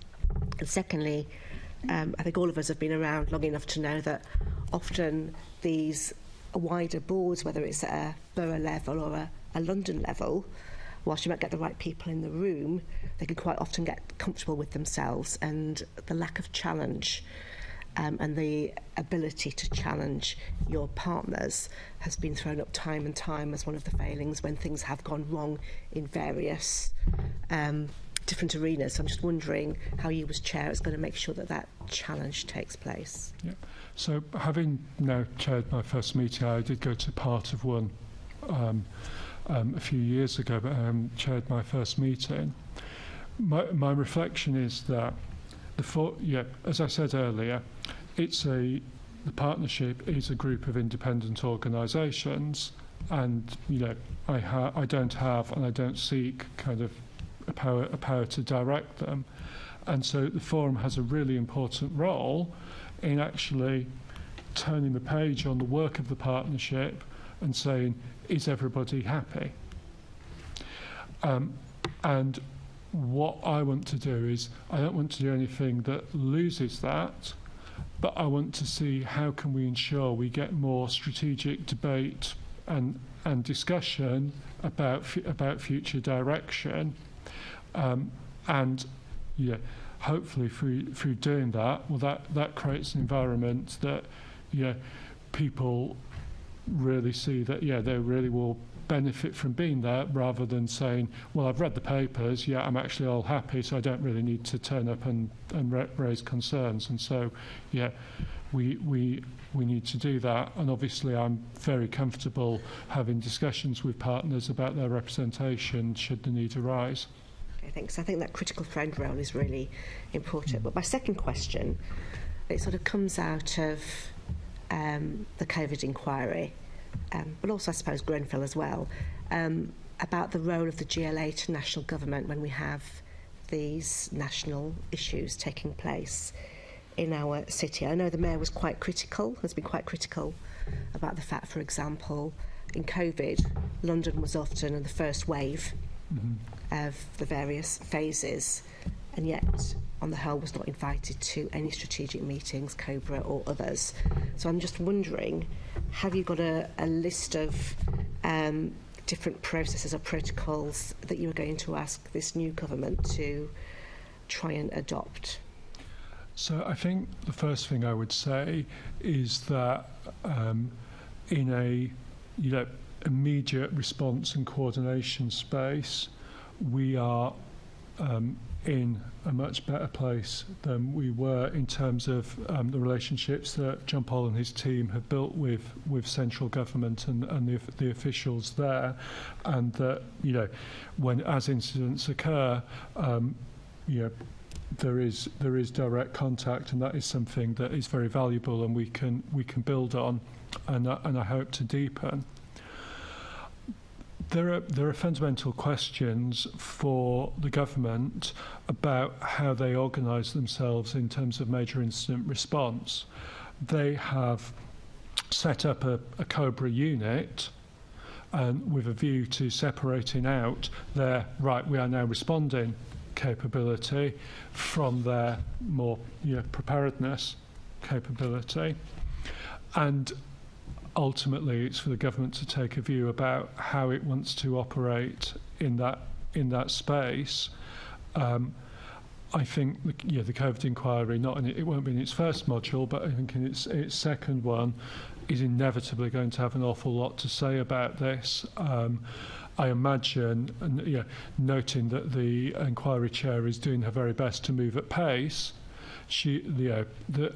incoming ministers are likely to want to wait and see what the inquiry recommends before they take any action.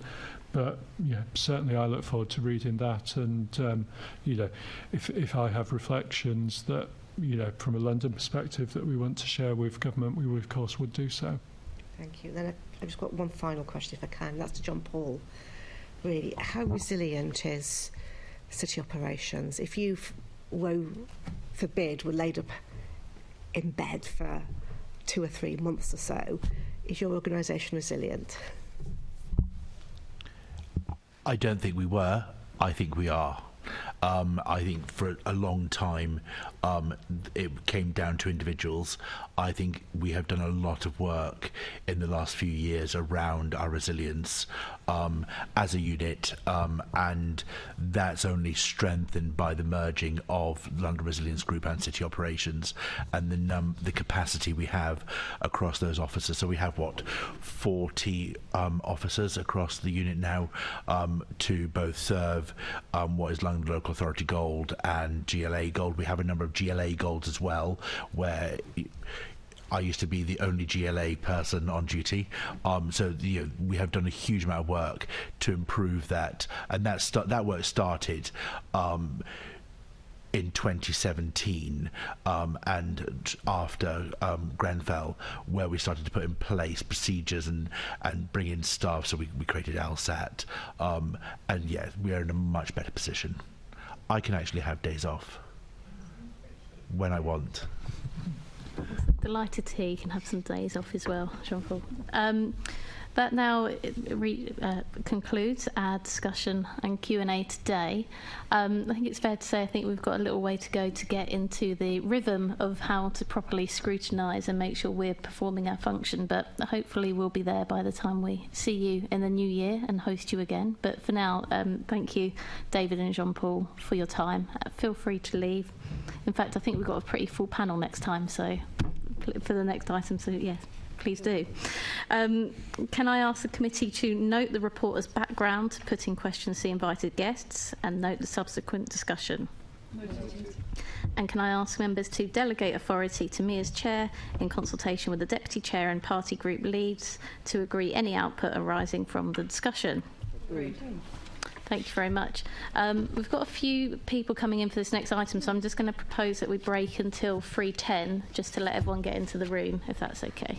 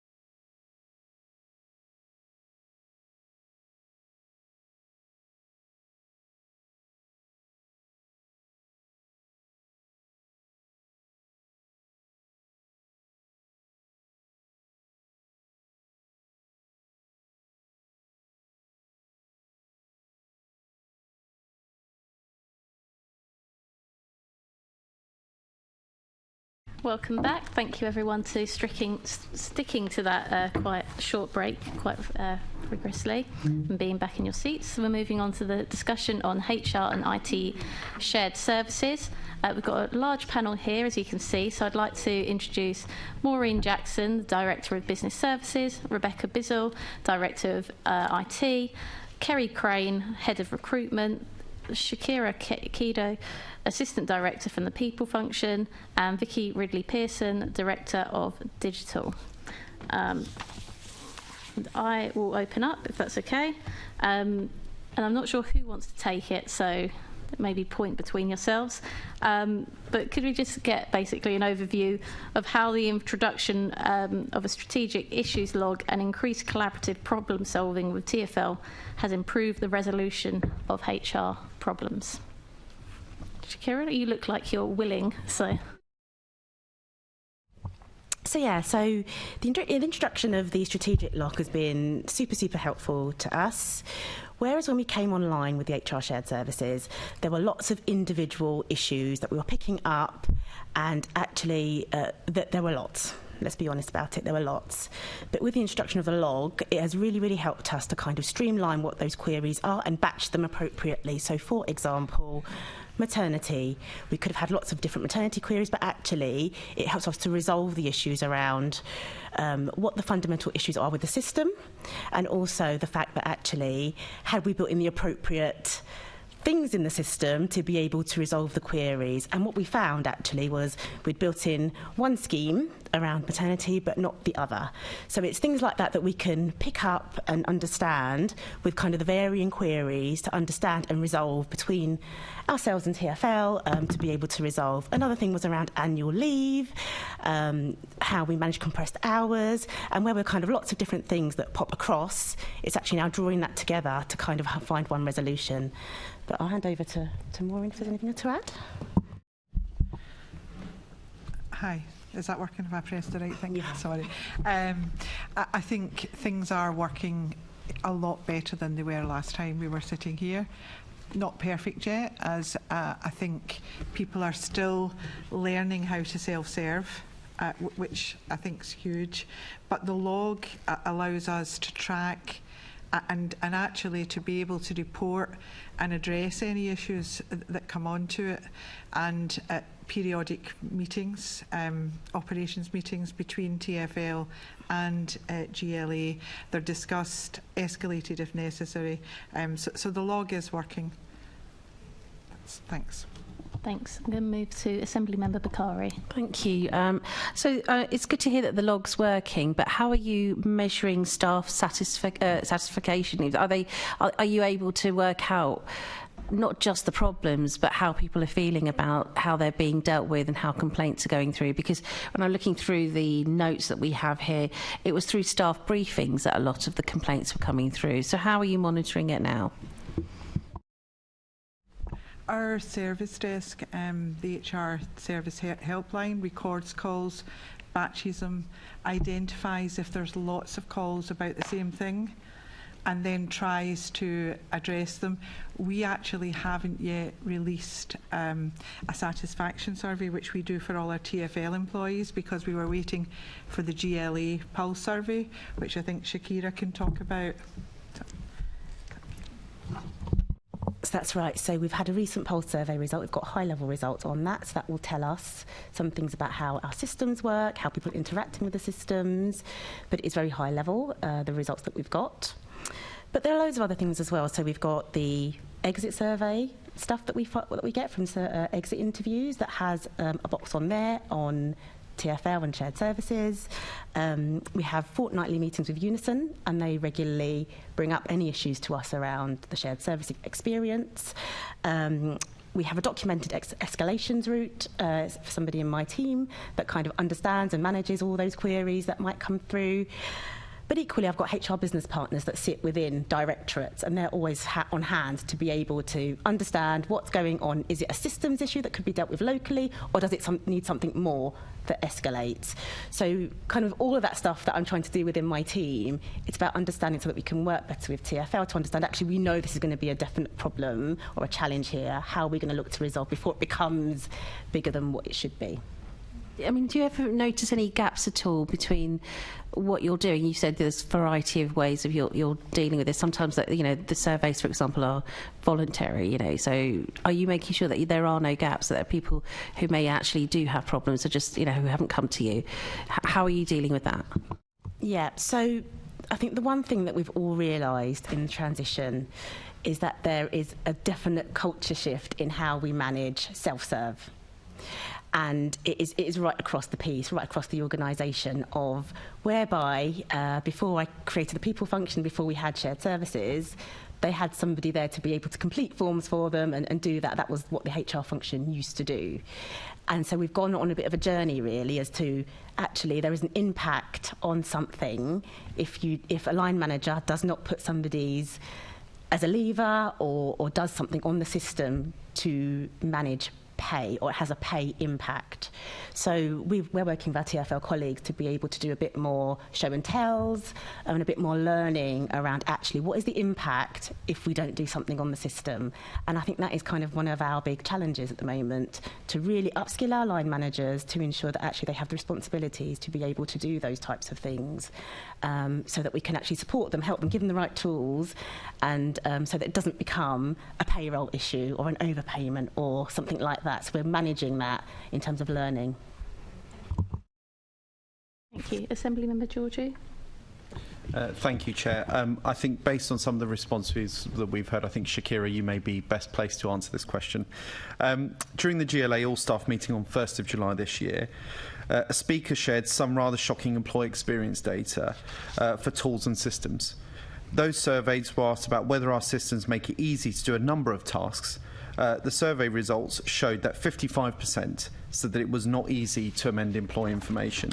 84% it was not easy to check finance information, such as budgets and purchase orders. 66% said it was not easy to complete starter, mover, leaver processes. 85% said it was not easy to complete recruitment processes. And 68% it was not easy to request new digital service tools for the job.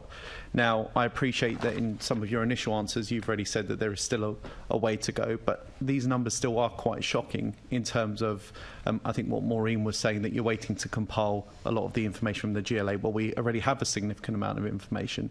So how are we going to get on top of these issues that staff are feeling? Yeah, and I think a lot of the things around tooling might sit in Vicky's world.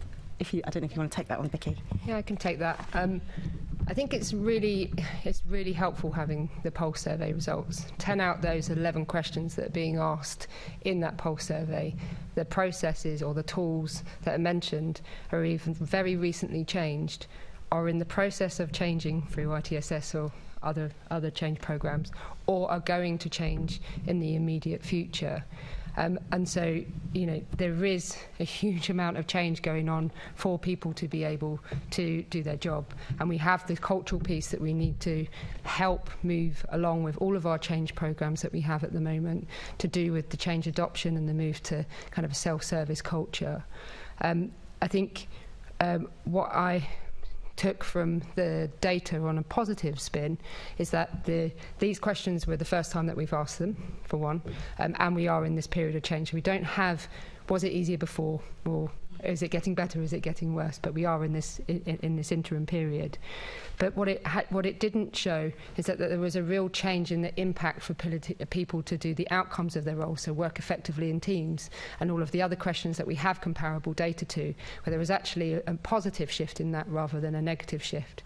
So although people are adjusting to the new ways of working, and that's sometimes difficult or sometimes easier for some staff as well, if you look at the percentage of people that are finding their ability to do it, we're hoping that if we can, you know, settle and stabilise the tools and the experiences in those kind of 11 questions that were asked around that, then we're going to really see a really huge change, hopefully, in the impact of the other questions that were asked around being able to work effectively in a hybrid way, being able to work within their teams effectively, and so on. So hopefully, you know, we can really use that data to help us shape how these new processes and procedures, as we partner with TfL, can improve the employee experience.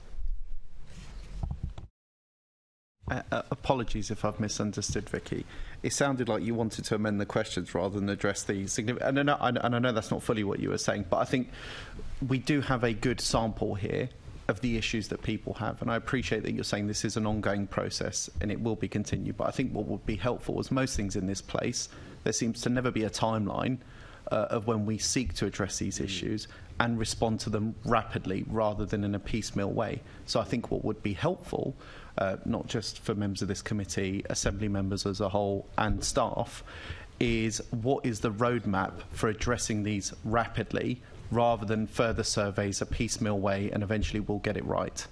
Yeah, absolutely. So we have an improvement and change board that met earlier this week to review exactly what we were going to do with the next steps, which was actually, I think, shown at the all-staff briefing. So that went there, and we have a programme now where we're going to be working to look at what processes are changing or have changed, what are they going to change to, and then work with the senior leadership team, kind of the top 50 of the organisation, to come up with a plan, and with Unison as well, to come up with a plan on how we can make those improvements. Now, we are dependent on a portfolio of works here, so for argument's sake, until we do something in the ITSS programme around single sign-on, our user experience in HRSS is not going to improve. So we have dependencies all over the change programme, and we are doing a lot of work to map those out and to make sure that we understand the impact of when one does one thing and the other does the other to the employee experience, and really look at it from the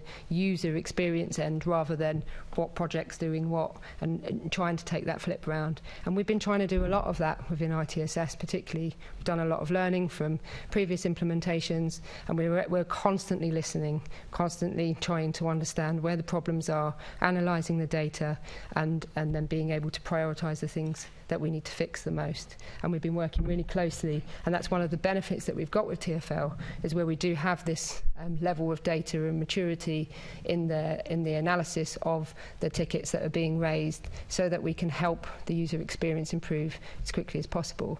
So it's genuinely not about changing the question, it's about using those to help us be able to tell a story to the organisation about when and how these things are going to improve, rather than in piecemeal, ITSS we're going to do this over here, HRSS we're going to do it over there, and actually start talking about a change narrative for the organisation, how we can improve the employee experience.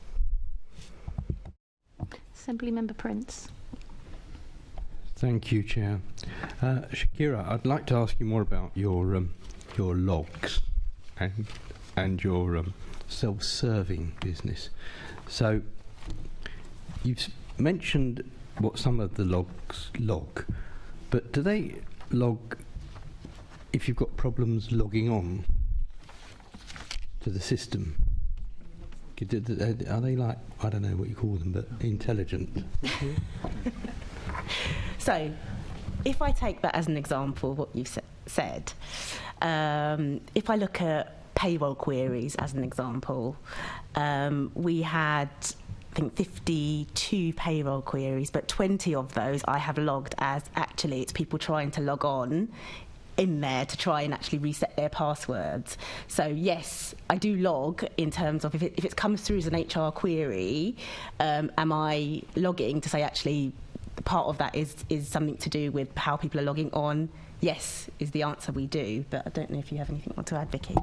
Yeah, and again, as part of ITSS, so this is the user, looking at from the user experience. Problem is, Assembly Prince, with this particular experience that you're explaining, we're getting tickets that are being logged and logging into My HR.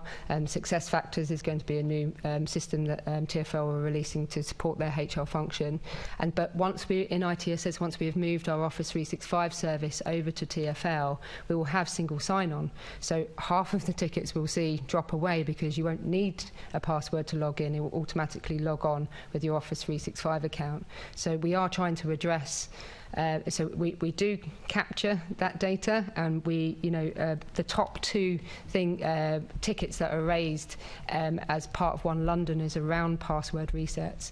All of that will automatically fall away once we're able to move over to the TfL network fully. Right, so just for clarity there then, if I was to attempt to log on, but I didn't actually manage to get to log on, would you know that, or do I have to send you an email to say I tried to log on and I couldn't log on? How does that work? Yeah, you would need to raise a ticket. I would. All right, I've got a heart. That's and that allows us then to know if the amount of tickets. That's one of the things around this kind of self-serve culture that we really need to bed. The tickets are really going to help us drive the prioritisation. So it's really important that people do raise tickets so that we can see where the problems are and we can prioritise. Where do you get the ticket from?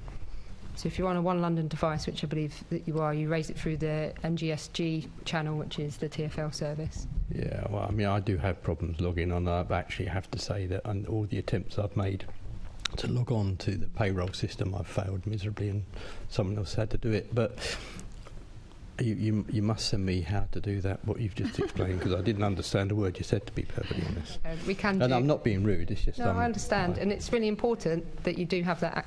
You do have the information available to you. So we put a lot of energy on the intranet site to try and make it as simple as possible for people to be able to learn ways of working. We've had over 17,000 page views in that since the beginning of the ITSS rollout.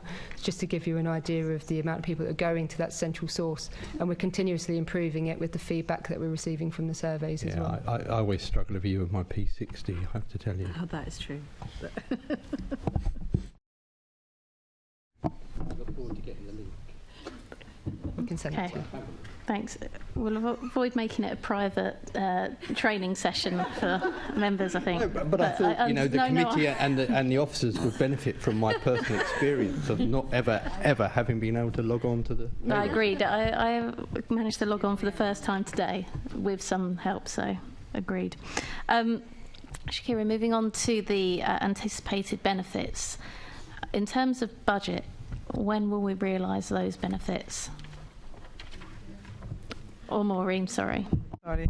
I think in the original paper we said it would be 5 years.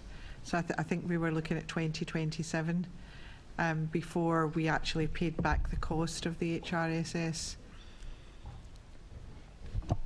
And do we feel like that 2027 goal is still achievable? Is that still where we are? If we're looking at the original scope, it is. But we are not looking at original scope. There were things, if I take, for example, pensions, I don't think anybody realised that there wasn't the capability to be able to understand the complexity of the GLA pensions. And we are now recruiting someone to be able to do that, a senior pensions advisor. So there are things. Reporting was missed. Not missed. I think the volume of reporting was not scoped out properly at the time. So there are people who now do GLA reporting for HR, and we also, to solve a lot of the payroll queries, we have a dedicated person who actually services GLA. So these are additional resources. So if we take away anything additional that has come and surfaced since the original scope, then yes, we are on track to reap the benefits back. But the scope's grown, so it depends. You have to go back and compare it to the original. I think on this committee we like to operate within reality, not scope. It comes a bit back to the City Hall move, I think. On the figures, we like to operate within the figures that exist in the real life today. I'm surprised to hear that the pensions was a red herring. I would have thought, as somebody with not even the legacy that many have here, that was quite obvious, the intricacies and difficulties with GLA pensions. With all that in mind, when will we get a revision of when we meet the cost efficiency? Well, we have to take a report to the GLA Collaboration Board. I think it's in the beginning of August, so there will be an update in that. So in August we'll find out the financials. Okay. Also, we're talking about pensions. That lost in transit data that was warned about, and we talked about, how have those affected been supported, and are those issues now dealt with? Yeah, so we have actually really looked at what happened, where those gaps were, particularly as it came up in the audit.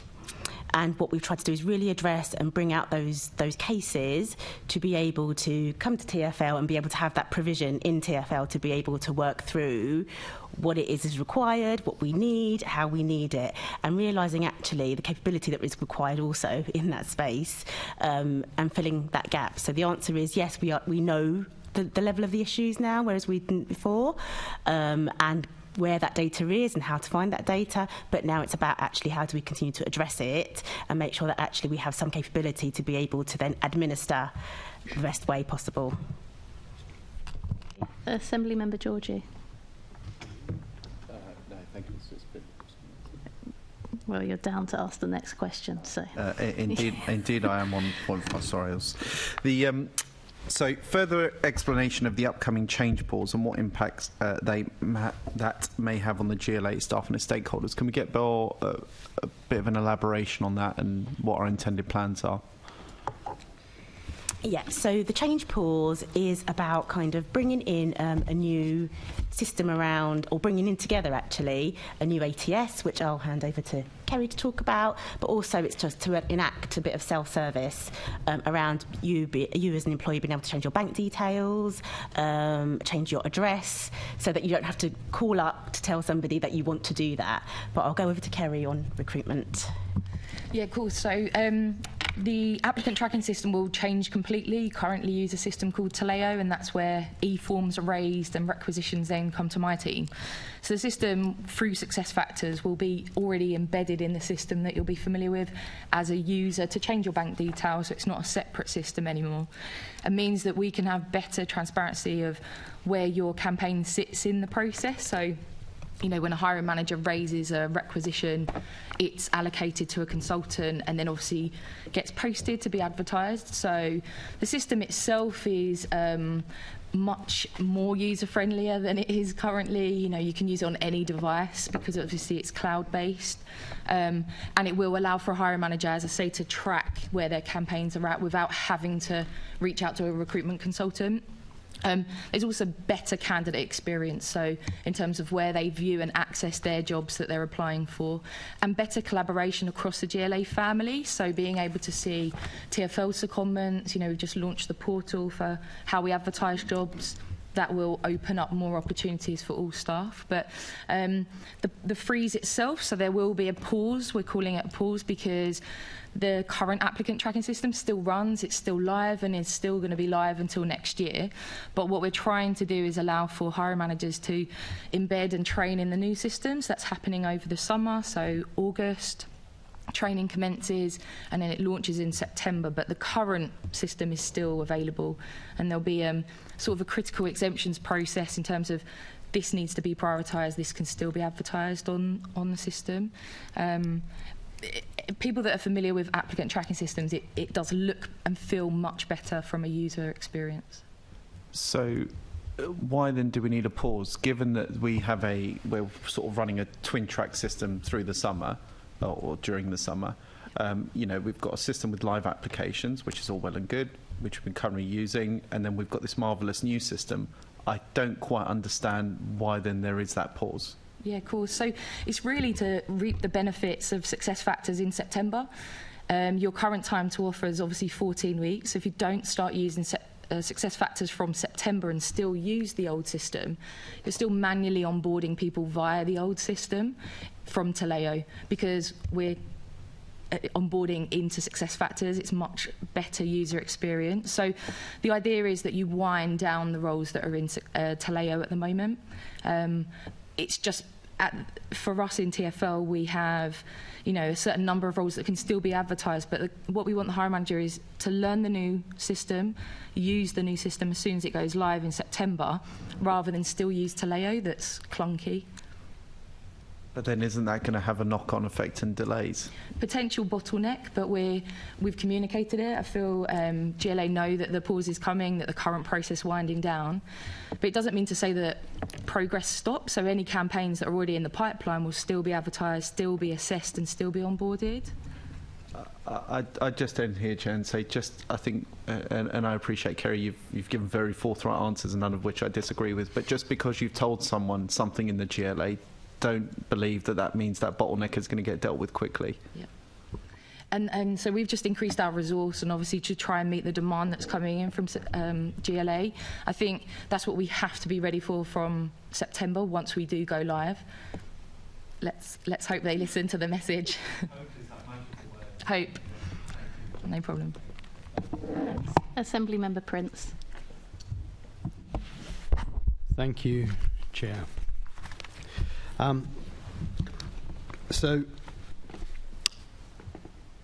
it's around about October 23, the London Audit Panel's review of the GLA's payroll system said it was giving an audience assurance of limited.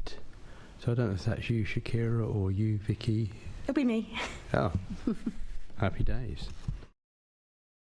Yeah, so there were two substantial items that came out of the audit report. One was around data. The other one was around the amount of queries that were being had around payroll. To manage that, though, mitigate that, what we've done now is got far more capability in the data space, which sits in Maureen's team, to be able to manage our data appropriately around payroll. At that time, we had about 200 payroll queries that were live in the system at the time. We've put a lot of work and a lot of effort around managing that and dealing with that to the point now where in the last period we have 53. So there's a huge difference in terms of the mitigation that we've put in place and what we're trying to do, what we're trying to get people to understand around payroll, how it is worked out, various things. And then equally, as I said before, it's about line manager capability to up, because actually you've got to do something on the system so that it doesn't result in a payroll query. So whether that's making someone a leaver, so we haven't got an overpayment, putting through absence, so we haven't got an overpayment, putting through the right allowances so that we don't have an underpayment. It's those sorts of things that people have to do on the system in order to not generate some of those queries. So whilst we have more capability in the data space, it's about also us doing some more upskilling in the GLA to be able to stop some of those queries happening. But those were the outputs from the audit. So these things that create the 200, whatever they are, that is because line managers aren't putting the information in correctly? Is that what you're saying? No, back then there was an issue around the data transfer when we moved over to shared services, which we were cleaning up at the time. So it was partly around data transferring, and now we've kind of moved out of that. We recognise that actually, whilst we've cleaned the data and we've got more capability around the data space, it's now about actually how line managers enact with the system. So the 50 live things that you've got now, is that good or is that bad? And seeing as 200 was bad but had a load of reasons for there being 200, 50 doesn't sound too good either. So I think we spoke earlier about it, and of those 50, 20 of them were password resets. So we take it down to 30, and then if you further, dissect that, it's mainly line managers not given the instruction, and it's about getting people into a rhythm where they know that actually somebody's. I'll say, for example, maternity leave. Someone puts in their form months before they go off, and yet always on the last day, so-and-so is going on maternity leave tomorrow. I need to tell you that they're not getting paid, but the payroll's already done. It's things like that keep coming up. And it is just about, trying to educate people that actually you need to let people know when something's going to happen. So we are... we did have a sort of sit around a huge meeting last week or the week before, and we've agreed, or what we think we should be doing is coming out again and do show and tells, and trying to sort of tell people this is how you cope with this and this is how you do, and obviously the training when we come on to success factors will give people hopefully a lot easier solution in actually putting the information in. Right, so to use your example on maternity leave, if someone knows of, let's say, 7 or 8 months in advance, can't they put it in then? They can. Ah, but they're not. They don't. Ah. They can put it in at any point, and they can tell us, and we could diarise it. It's the same as people going to retire.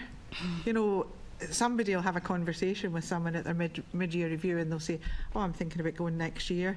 Nobody would think, actually, I need to start a campaign now because, that's a hard job to fill. I want to do it. So it's about, trying to get that mindset in people where they know that when somebody tells them or they have a discussion with somebody about something, that actually it's going to impact, and start planning. But that line manager has to fill in the form themselves, do they? Yes. Okay. Thank you. Thank you. just say to all members, we'll be writing on the HR and IT shared service. Any more thoughts on HR shared service, we will collate those after this meeting to make sure that any further thoughts have been captured. We're going to move on to IT shared services. Kerry, Shakira, do you want to stay? Are you sure? Because the option will go and you'll be here. Okay. All right, I'm going to pass over to Assembly Member Bakari. Thank you very much. So there's obviously some similarities from the last conversation that we've just had about HRSS and now the ITSS transfers.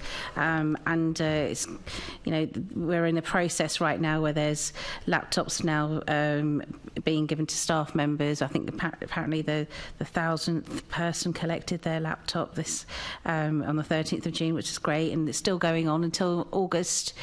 That will be when it all finalises. And what I'd like to know is whether the recommendations that were given based on previous learning has now been put in practice with this latest transfer. For example, making sure that there's sufficient capacity set in place for the advance of the ITS system transfer.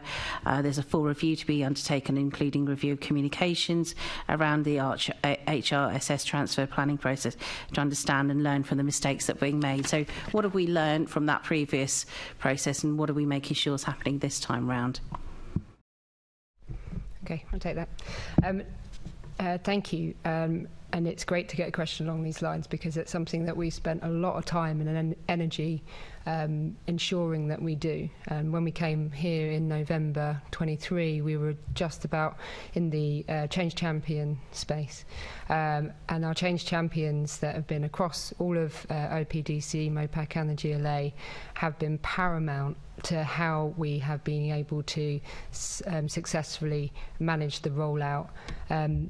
Listening has been at the heart of it, making sure that we do not press go on the next part until we're sure that we have done our learning from the previous. We've taken a phased approach to the batch rollout. We didn't do a big bang. We've done it slowly. We've done it methodically. We've worked with each of the directorates in the areas to make sure the timing of when we do it for them doesn't impact their business as well. We were really methodical, particularly around your batch 3, and timing that right for you and the Mayor's office too. And I think that we have constant learning going on. So we have the Change Champion Network. We have also been sending out surveys. I think you've received one this week as well, post-batch rollout. And we've wanted to give it a bit of space as well, just so that we can not only get some learning on the rollout process and the change programme itself, but also to help us partner with TfL on the issues that we may be seeing that are arising as part of this kind of early life support window, where we're working in a hybrid environment where we've still got TG doing some things and TfL doing some other things, which is inevitable on a scale programme of this size. So it's really been a huge part of the programme. We've always been putting the user experience at the heart of it. We have actually migrated over 1,300 users over now, and we're in the final batch 5 now, which is due to complete in August and is running to time. But that's largely because at first we had some resistance to do I go for this device or do I not? And it was really positive rolling when people can hear that they were having a really positive experience of their handing over of device. We've been seeing benefits already with 24-hour access to self-service tools, which wasn't available before. People being able to track where their ticket is. You know, you weren't able to do that with TG, and you are able to do that with TfL. So we're already seeing benefits in those spaces. But after batch rollout, we moved to the Office 365 migration, which is the trickiest, most complex part of the programme. And that's where we're moving all of our data our cloud data from here over to the TfL network. And again, we are doing everything to protect the two kind of golden rules, which is protecting the user experience as best as we can, and protecting our data. So we are doing lots of work in that. And the reasons for that is from the the learnings that we've done from our previous change programmes, and we've managed to get commitment from the top of the organisation to always keep that at heart. So if we have delays to the programme, that's okay, as long as we're looking at those two things and we're communicating the reasons why and ensuring that we can protect the organisation as much as possible. I certainly did have that survey only recently, and you'll be pleased with the results of that, because I was really impressed with the staff in particular, because we all have varying technical knowledge, and to be dealt with respect and with understanding, and also just a very friendly manner makes a massive difference for people who want to feel that they can manage this new equipment that they're getting, and to learn as well. So that was fantastic. So a good service so far from my perspective, but there obviously are glitches that I'm sure that you're noticing as well. I mean, there are performance levels that you probably had expectations for. Do you think you've met them? Have they been achieved? Certainly for our service level agreement that we have for the services, we've sort of targeted an 80% target to start with for this rollout. And at the moment, as of last week, when we finished doing the last batch, we've got reports. We build that up into a report for sort of life service to date. We're sitting at 83% incidents resolved within the SLA at the moment. And our service request is performing even better. So that's when you might request a new application or something new as part of your existing service, and that is performing sort of a 90+% as well, 99% for the service request fulfilment as well. So I know the teams are putting a lot of work in. We've got quite a strong focus on hypercare, making sure that there's a lot of knowledge transfer at the point of actually issuing the devices, as well as making sure that people understand what are the different channels that they can log tickets. And as we said, some of those tickets are kind of information queries, making sure that everything that they should have got as part of their profile has indeed been deployed. We know sometimes that hasn't always happened. There are some things that have been missed out, so it's also correcting those deployment issues as well. So certainly as far as service performance goes.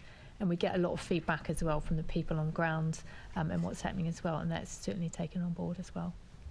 So it sounds like you've been making adjustments as you go along with the rollout. Do you want to add anything more, Vicky? Just some statistics, obviously, because of the delay in us wanting to give it a bit of space before we survey the results from the batch 1 rollout, which obviously was our biggest learning curve post the Change Champion one. 90% of colleagues gave it a 4 or a 5 out of 5 star rating, and was very positive. And that 10% we spent more time on because we wanted to improve that in batch 2 and batch 3 and understand the learning there. And your experience is really great to hear, but it just goes to show how well the collaboration is going between TfL and the GLA to ensure that we can provide a service that's right for our employees. You just mentioned the satisfaction rates. I said the word correctly this time. I said it wrong last time. I don't know what was wrong. And I'd like to know a little bit more about how you've been getting that feedback, and how that's going to help you with any kind of future projects that we might be having. So, it's important that we get this feedback. But I'm also quite keen to make sure that, we're learning all the time as well. So what are you going to do afterwards, after this? Absolutely. This goes to influence all of our whole change programme, not just this. And we've been incrementally learning with these big, the HR shared service move and IT shared services are big projects, okay? And they're fundamentally will hit everybody in the organisation. And we know that we have some of those coming down the track with ERPs, which are finance systems and so on. So we need to ensure that we do take all of this learning. As you'll be aware, there's the new directorate that's formed, the Corporate Resources and Business Improvement, which is bringing together us as enabling functions and the change aspect with our new Executive Director, Deanne Tranmer, to really shape that and, again, look at that from an employee experience perspective, whereas before we were scattered across the organisation. So we definitely have a huge opportunity coming together. Our relationship with TfL is getting closer, and we're able to start thinking about the shared services as a whole. whole, rather than individual ones that are running, and where we find those opportunities and within. So it's very much on the top of our agenda to keep learning in this space. It makes it a lot easier for us if we can deliver change that's positive. We're in the business to to make it a really positive experience for people. We want to do the best that we can. So taking this learning is absolutely paramount. And also the iterative and the agility, the nature that we've taken on this, I think, has been really positive and welcomed by our people in the organisation, and creating spaces to listen. And for people to feel like they're being heard. And that's what we've been doing in many of the programmes as well. We did that with hybrid programme as well, where we have a prioritisation, we have online feedback, and we have bi-weekly forums. So we're not just applying this in this one programme or two programmes. We're thinking about how we do that across the entire change programmes, and continuously improving the services that we provide as well. It's not just the big transformation, it's also how do we, the everyday service, how do we continuously improve that and create spaces to make it better? Thanks, Vicky. I think you just heard from one happy customer, so I would have to bring some balance from an unhappy customer. In our group, about 50% of people have had problems. I myself only got a laptop that works today after being given a dodgy one for 2 weeks. And we're having a lot of problems there. So I would say for some balance, whilst obviously the staff have been great with the rollout, I think same for others. I don't know. Maybe everyone's a Lib Dem and wants to make sure. I'm joking. I shouldn't suggest that. But it seems that we're having a lot of issues. One of my concerns is as well, are we doing with all the old laptops which are perfectly functional? I got given the new asset, the same devices we're now being given now. I was given one of those in about March, maybe April, and I'm concerned that goes in a scrap heap when that's actually a good bit of kit. Yeah, if they can't be redeployed, they go to one of our charity providers.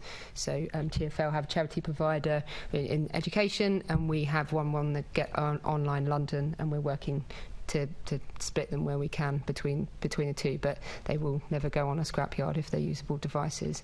On to your first point around your particular user experience, this is why raising the tickets is so important, so that we can actually capture what's really happening.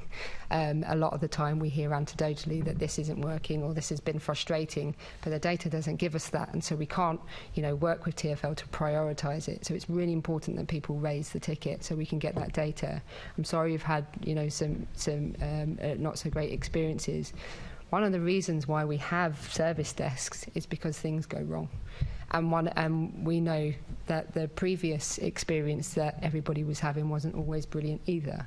And this is one of the main drivers and one of the main benefits of us moving to TfL is we get that 24/7 care, we get web chat functionality, we get weekends, etc. So hopefully, although we may be having teething issues because we are in early life support as well, and that things will go wrong, but it's really about how we respond to them, and the data currently is showing that we're responding to them well above or just above target, and hopefully well above as we are moving to a business as usual. Yeah, I think there's going to be an opportunity to talk benefits in a second, but just quickly as well, on phones, what's the next step with any phones?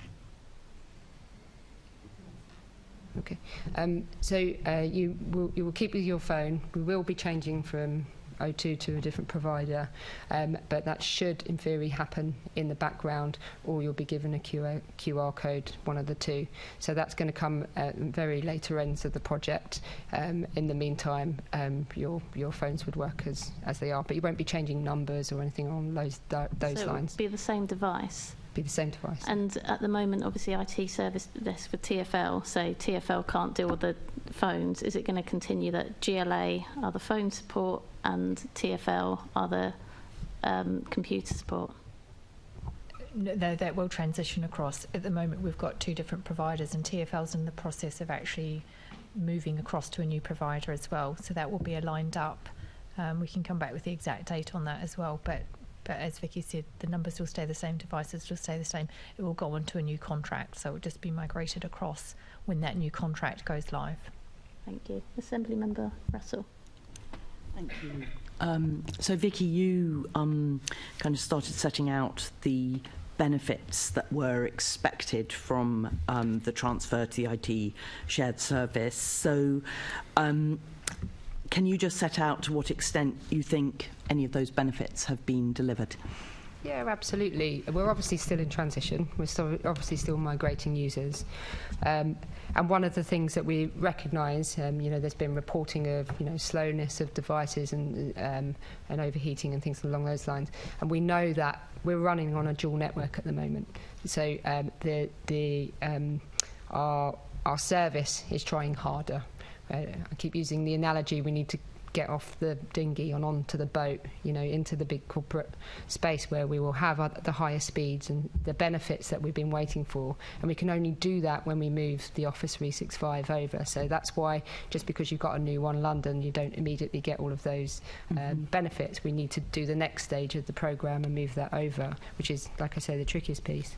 But the benefits that we are already realising for those that are on One London around the access to the IT support and the 24/7 and online chat, and there's also the telephone, and there's also an escalation point process there, access to self-service tools to log incidents and complete everyday tasks, being able to track the status of on the online portal of your tickets is a huge benefit, because half the time we would see in TG we'd have multiple tickets over the same issue because they would send another email and another ticket would be logged, but it was the same issue, etc. So we're really beginning to be able to use data properly to understand where the problems are. We've got the 2 new tech hubs. We've got Palestra near Union Street and Pier Walk over the river. I mentioned single sign-on before, and when we do get to that point in the programme, which we're not realising that benefit at the moment, but that will be a huge benefit. I mean, you're hearing already, the amount of tickets that get raised because the amount of passwords we all have to remember, and obviously with data security, it's not easy to store them on One London devices other than via your key pass. But I think importantly, and the most important benefit that we're going to get from moving over to the TfL service is that it's going to be more secure and more resilient. And data integrity and security is, our number one priority, and we want to ensure that we realise those benefits that TfL offer. Shall I keep going, and then Keith, you come in when I've finished? I think that makes more sense. It's a little distracting having drumming fingers on the work for clarity, we're just going to get to the end of Assembly Member Russell. Then I've already got Joe, and then Keith. Okay, so after that disruption, I've completely lost my train of thought, but let's plough on. Don't worry. So one of the consequences of the rollout is that some of the policies have changed. So things like being able to use the kind of apps and things like Zoom and the kind of ways of transferring files with community organisations. So that has really had quite an impact on the way that lots of us who are working with community groups, on the ways that we work. So to what extent was the GLA required to adopt TfL's policies as a result of this transfer? I think it's really important to note that most of the restrictions were already there in our current policies. I would say it's only the cyber that's tightened, but the use of Google and WhatsApp, etc., was already in our information governance policies as being not supported and not recommended. To be honest, there wasn't much of a difference. It's just what we discovered as part of this process and rollout was the practices that were happening and the culture in the organisation where policies weren't being adhered to. And then there's several factors that come from that. A lot of that is from education and people understanding that these policies even exist and what these policies say. So we're working with our information governance colleagues to work on how we can be more visible and open around why it's important that we use the software and applications that are recommended and supported by TfL. So while we want to make everybody's life as easy as possible for them to be able to do their jobs and use the software that they choose. It's critical we balance that against the risk. And I've sat here previously talking to you about a data breach that we had in recent times, and so we know that we have been in a vulnerable position. So tightening up on our information governance policies and being clear about what we can and we can't use has been a bit of a hidden benefit, to be honest. That wasn't what we were initially going out to do, but we have been able to tighten that up as we go forward. And we have had to pivot as well. So for argument's sake, when we knew that the technical restrictions were coming in rather than just not being a policy position, because understandably TfL have a network that they have to keep very secure due to the nature of what they do, which is higher security than ours.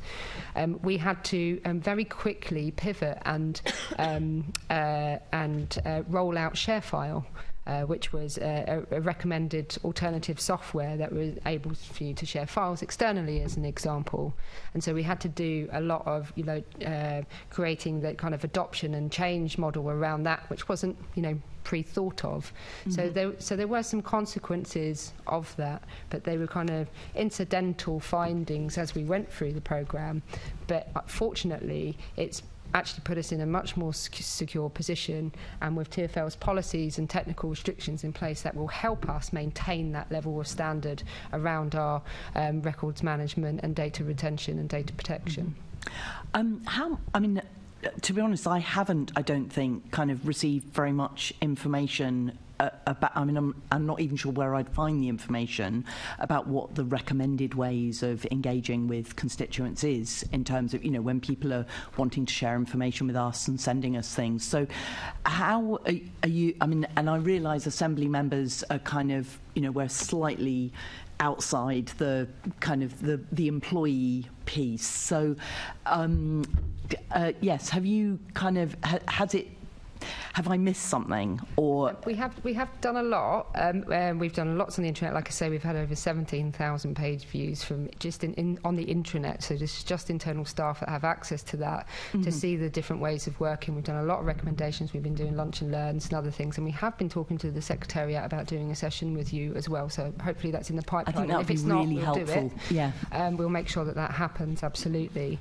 I think, and again, one of the benefits of us moving into this new directorate, information governance moves in with us. So we have an opportunity again for us all to be working together, and again looking at it from the user experience perspective rather than who's in charge of what area. So again, us as working as a leadership team, we're able to look at it more in the rounds. So yeah, I'll take that back to our information governance team and ensure that we do that. And again, like I say, we'll happily do a tailored session with you all. I think that would be really helpful, because we are, I don't know whether I'm speaking for everyone, but I am used to receiving things via Google Docs, and because that's what campaigners use, and I kind of send stuff from my personal phone. It's a phone number that people contact me on, and so it's how to make sure that our practice is absolutely tip-top and doesn't break rules by accident. It's not just about protecting the organisation, it's about protecting you. You know? So, and we really want to give you the tools and the information for you to be able to do that. So absolutely, we'll do that with you. Great, and because we do need to be able to engage with residents in the ways that they find it easy and comfortable to communicate. So there's a two-way piece of that. Another piece was blocked websites.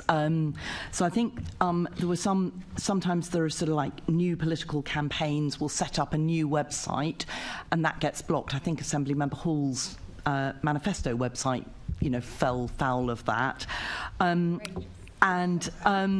This, so it's kind of how are you handling the unblocking of websites that don't kind of because they're new, they don't pass TfL's security check, and have the impacts of that been considered before that change was put into place? could I add to that? Because I think also there's been cases when websites have been unblocked, but it's often taken a number of days, and it takes a minimum of 24 hours, I think, which if you're in a fast-moving political environment, is not often the best. Thank you, Joanne. Okay, so we do have at TfL a very locked down web browsing policy. That's for a number of reasons. Obviously, we have a number of attacks on a daily basis. That's why we have a lot of firewalls. We have a lot of servers that obviously protect everything coming in and out of our network. And I do appreciate there had been some incidents where some of our firewalls were updated and things were unblocked, and then they were able to access a certain site, and then several days later that was unblocked. That was a technical fault on some of our actual firewall appliances, which was identified and addressed, so that was an issue.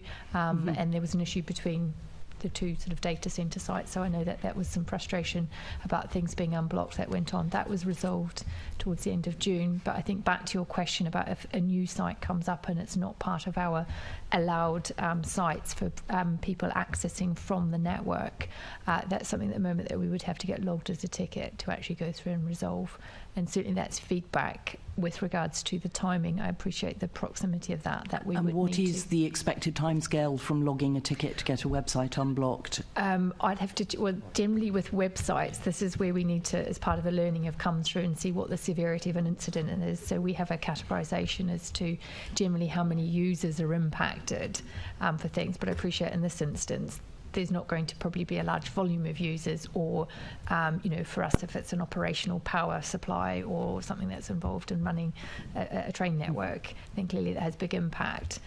So I think that's something we need to take away to actually look at how that's being viewed on service level agreements. Because I think that's the kind of example where it just drives people to use personal devices, because you can obviously access things via personal device, so it sort of drives behaviour that's not helpful. But I mean, if there's a new political campaign and we can't access the website from our equipment, then people are going to access it. Understood. In I other think ways. we need to collectively work through what's a sensible amount of time, versus also to make sure it's not sort of all websites being opened up then as well. Yeah, thank you. And then finally, the issue of change fatigue. What impacts have you seen in terms of, because people are kind of, particularly people who've started in the organisation quite recently, they got given one bit of kit and then they've been given another bit of kit, and they're trying to get used to policies, and policies are sort of changing. So it's how you... what have you learnt from about the impact of all these changes on staff, and how are you monitoring the changes, and sort of in particular, are you thinking about the impact on new joiners to the GLA? I'll go first, yeah. Of course, we, as I said before, us kind of working more in the kind of portfolio approach and looking at it from the employee experience is really key, and understanding the touch points, and that happens at different levels in the organisations as well. There's a lot of moving to a self-service way of working puts a lot more onus on managers, as an example, whereas before, as Shakira explained, you would be handheld through it or somebody else would do it for you.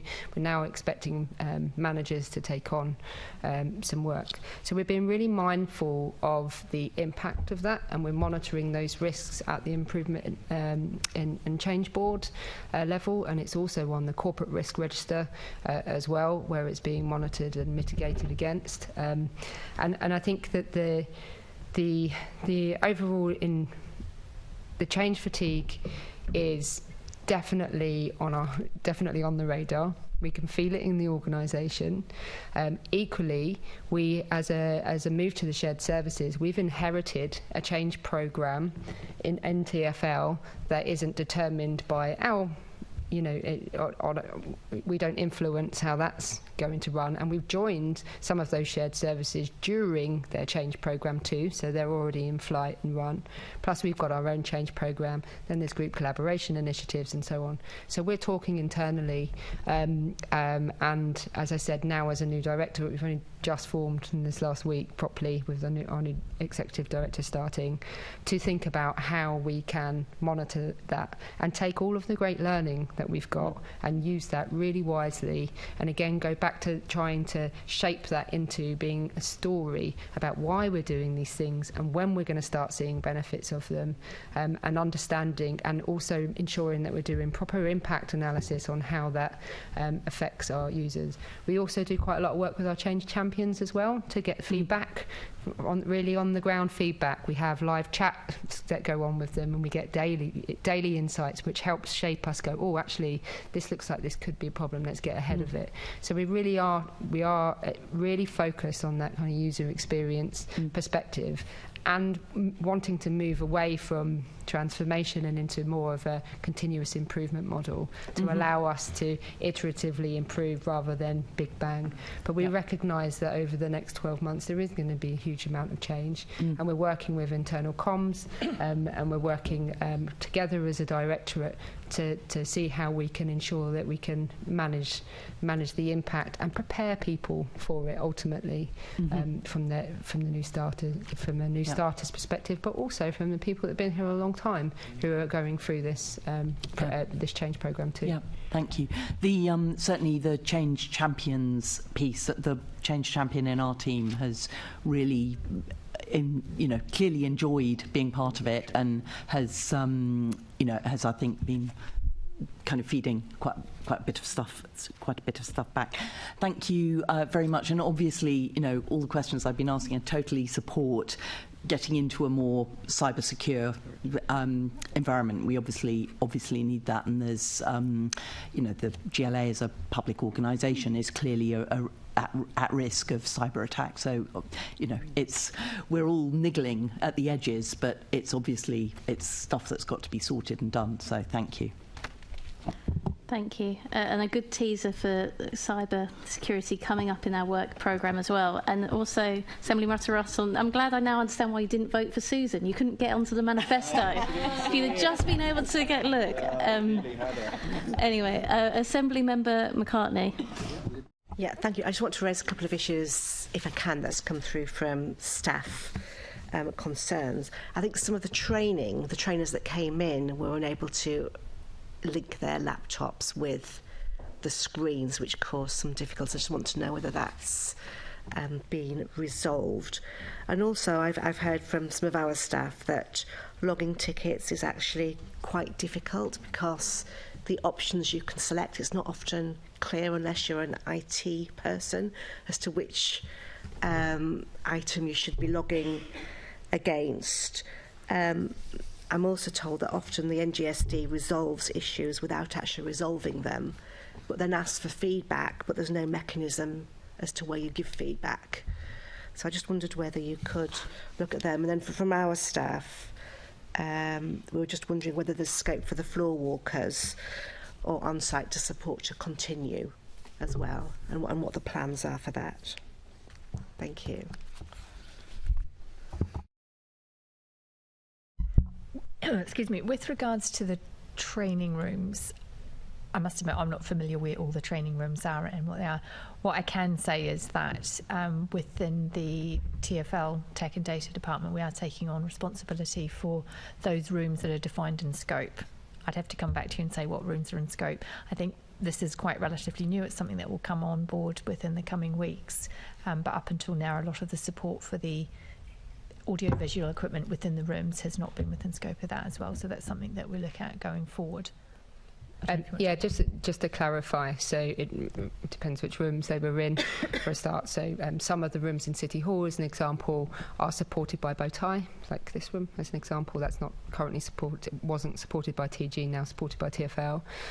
So it depends on the rooms and so on. And again, it's coming kind of back to those tickets, and we get tickets on them, then we can address it as quickly as possible.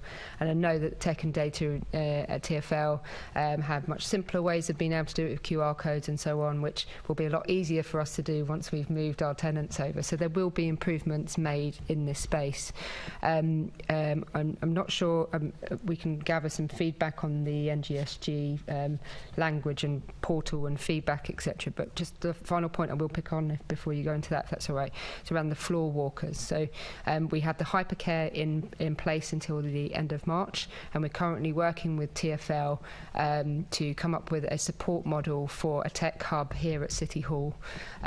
So we've got a really great proposal from them that's come in, and we just need to do a bit more due diligence on that, and then hopefully get that in place. But we've got time because we've got the hypercare team here until the end of March. That'd be really helpful, thank you. Just to come back on the NGSD logging of tickets, I think we'll take that one away. Obviously, some of the definitions that are in there are probably set up for TfL at the moment. If they don't translate across, then that's something we can run through with the change champions to review on that. And I'll take away about the resolving of tickets if they're in fact not resolved as well. I'm hoping that's an isolated incident. Thank you. Thanks. Assembly Member Prince. Yeah, just a couple of quick things. I'll start with Shakira if I can. Authenticator. Are we going to have an authenticator going forward? Oh, maybe it's a Vicky then. Is it you, Vicky? Who's the authenticator? Yeah, so as part of single sign-on, yes, it's a. Part of what? As part of the single sign-on, part of Office. It's part of Office 365. It's not part of any specific system. It doesn't work. And can I just tell you that I asked for a desktop thingamajig, and I was told in order to get one I had to have a mobile phone supplied by the GLA to authenticate it. So they ordered one, and then when the little man came along and sorted it out, he said I could do it on my own phone.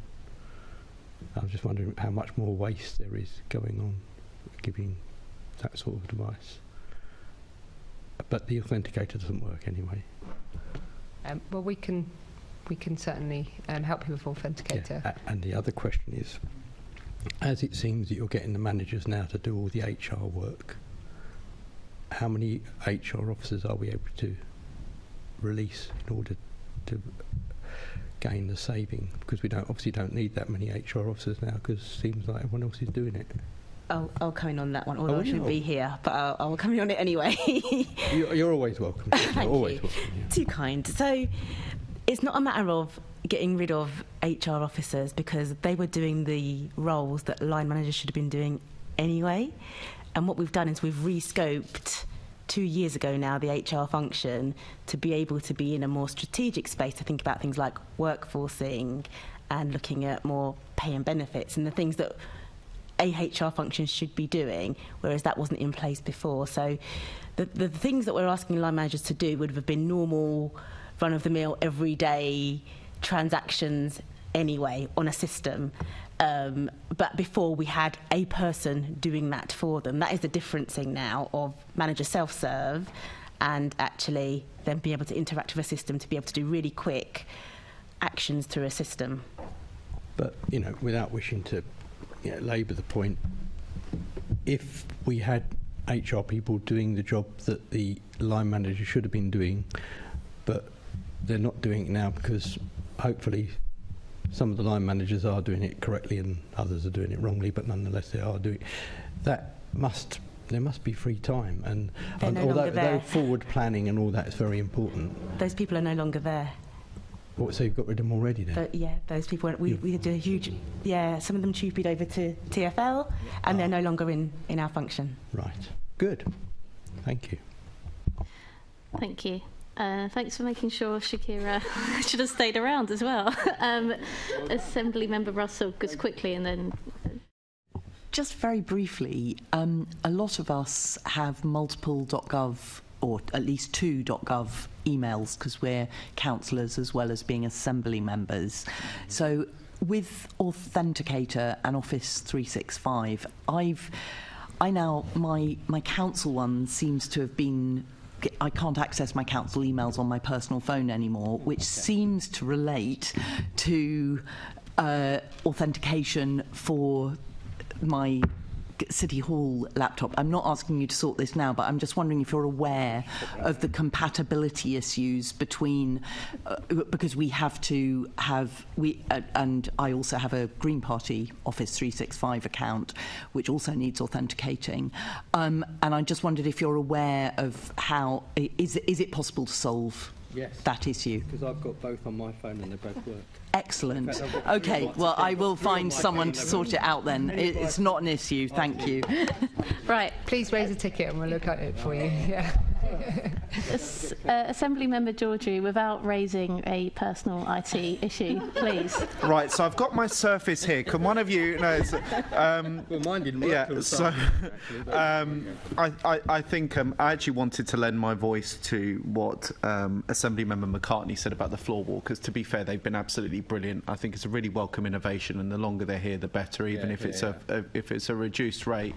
I think a physical presence in this building has made a world of difference to staff and assembly members. I will say this, Vicky, and I genuinely, it's not personal. The intranet, I know you say we've had 17,000 views on it. It is one of the most convoluted things I've ever been through in my life. And having said that, I've yet to meet see it go on a local government website that is good. So I'm not saying it's bad, but it is so convoluted.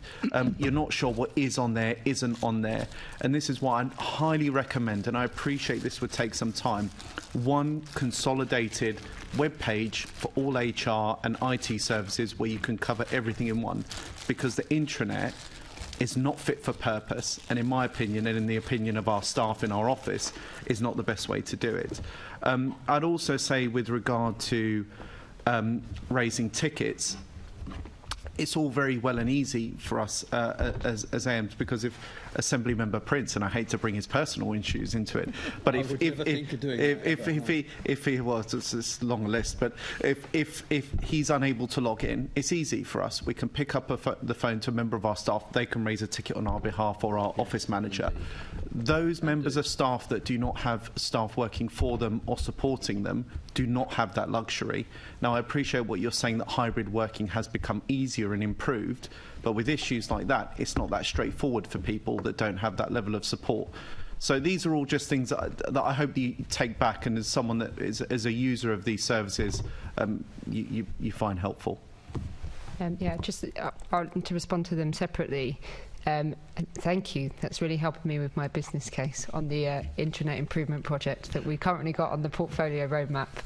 So I appreciate the support there. It is often, in many organisations, the intranet is thought of as a kind of a bit of a poor experience. And with hybrid working now, it's also now has to be a cultural hub.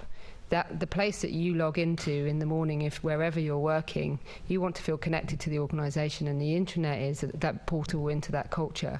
So it is really important that we invest in that space, and we've got some really good ideas, and we've got some plans on how we're going to do that. It's just we've got a lot of change, and we've got to prioritise. We can't do everything. We've got to get the right things done in the right order. But we are incrementally making changes, and we've been working with the people function, particularly because that's the most heavily viewed area of the intranet, to try and think about the user experience. And rather than go over here for the policy, go over here for for recruitment, go over here for this. Actually, what are you trying to do? You're trying to onboard somebody. Okay, this is all you need to know for onboarding. You're trying to recruit somebody. This is what you need to know for recruitment. So we are putting some investment into that. I recognise that it's not there yet, and I appreciate your feedback, and we will. But I just want you to be assured that it is on our radar, and it is something that we are passionate about getting right, particularly in this new hybrid working. And then the second point, if I may, on the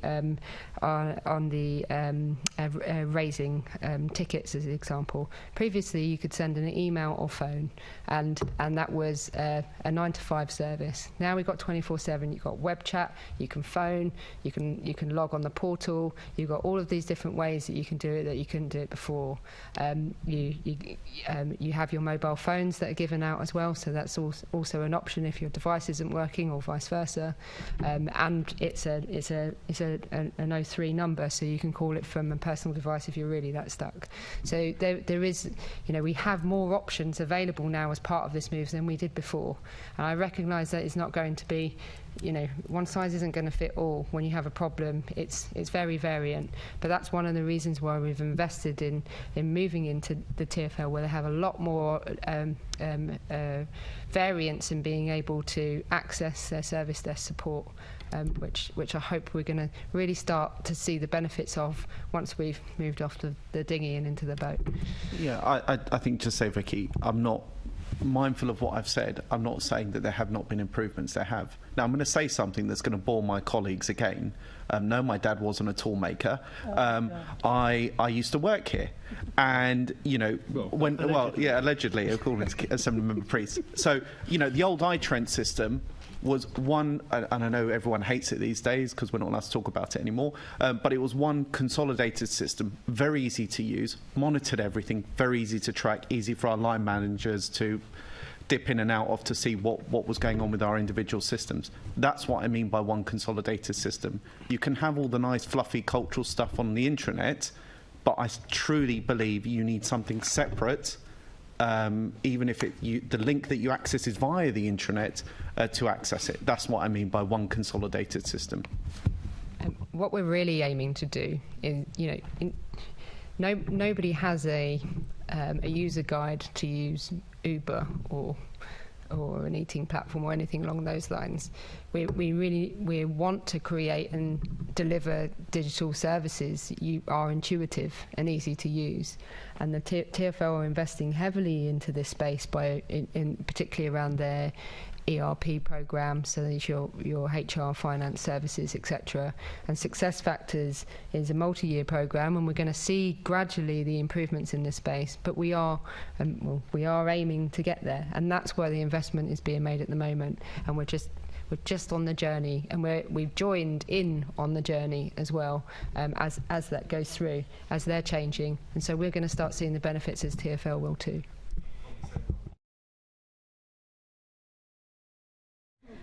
Again, we will be consolidating thoughts as well as those that haven't been raised here, so things like the intranet, I'm sure, can form a part of that letter response to Vicky and the team. So with that said, that ends the question and answer session for today. Kerry and Shakira, I did give you the opt-out, so the punishment was your choice, but thank you for staying this long, and thank you, Maureen, Rebecca and Vicky as well. Can I ask, and feel free to leave, we are going on to other items, so if you could do so as quietly as possible, that would be helpful. Can I ask the committee to note the report as background to putting questions to the invited guests and note the subsequent discussion? And can I ask the committee to delegate authority to me as chair in consultation with the deputy chair and party group lead members to agree any output arising from discussion? Thank you. Moving on to the Secretariat quarterly monitoring report. I hope members have all seen it and read it. We're not questioning Zoe today, but two things I wanted to raise. One, I think these monitoring reports are a vast improvement on what we had, and they're a great tool to promote the GLA and the work we do. So I'd like to recommend from this committee that we tell Zoe and the team to work much more closely with the comms team on outputting some of this report onto social media and the website. Is that something that everyone would find agreeable? Yep. Thanks. And a note as well that Zoe had suggested that a lot of the outputs at the moment, as you read through the report, are focused on media outputs as opposed to anything else, kind of political advancements leading to maybe discussions in Commons or in the Lords or elsewhere where our reports have had an impact, changes in voluntary groups perhaps. So if anyone can think of a way in which we can better bring together our outputs beyond media, please let Zoe and the team know. That was the one thing she wanted to know. Great. Yeah. With that being said, can I ask the committee to note the Secretariat quarterly monitoring report? Noted. Thank you. Consultation of proposed restructuring of Assembly Party Group staffing establishments. As I said earlier, as we are the people that did it, I am guessing we are happy with it. So with that in mind, can I ask the committee to note the report and agree to respond to the consultation on proposed staffing changes? Agreed. Thank you. Moving on to the GLA committee work plan, can I ask the committee to note its work programme for 24-25? Noted. And the date of the next meeting is 4th of September 2024 at 10 a.m. No more afternoon long GLA meetings. We can have a morning one. Do you? Okay, in City Hall. With that being said, we'll see you after summer in terms of oversight. Thank you.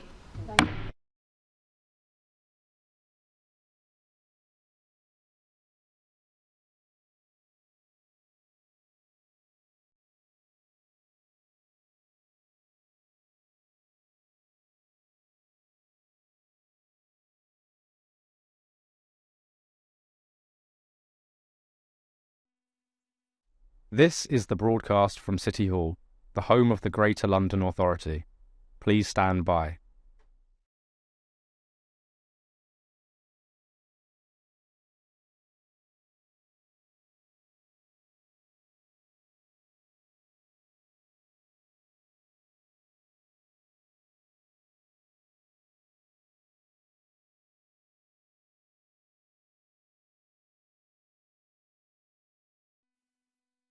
This is the broadcast from City Hall, the home of the Greater London Authority. Please stand by.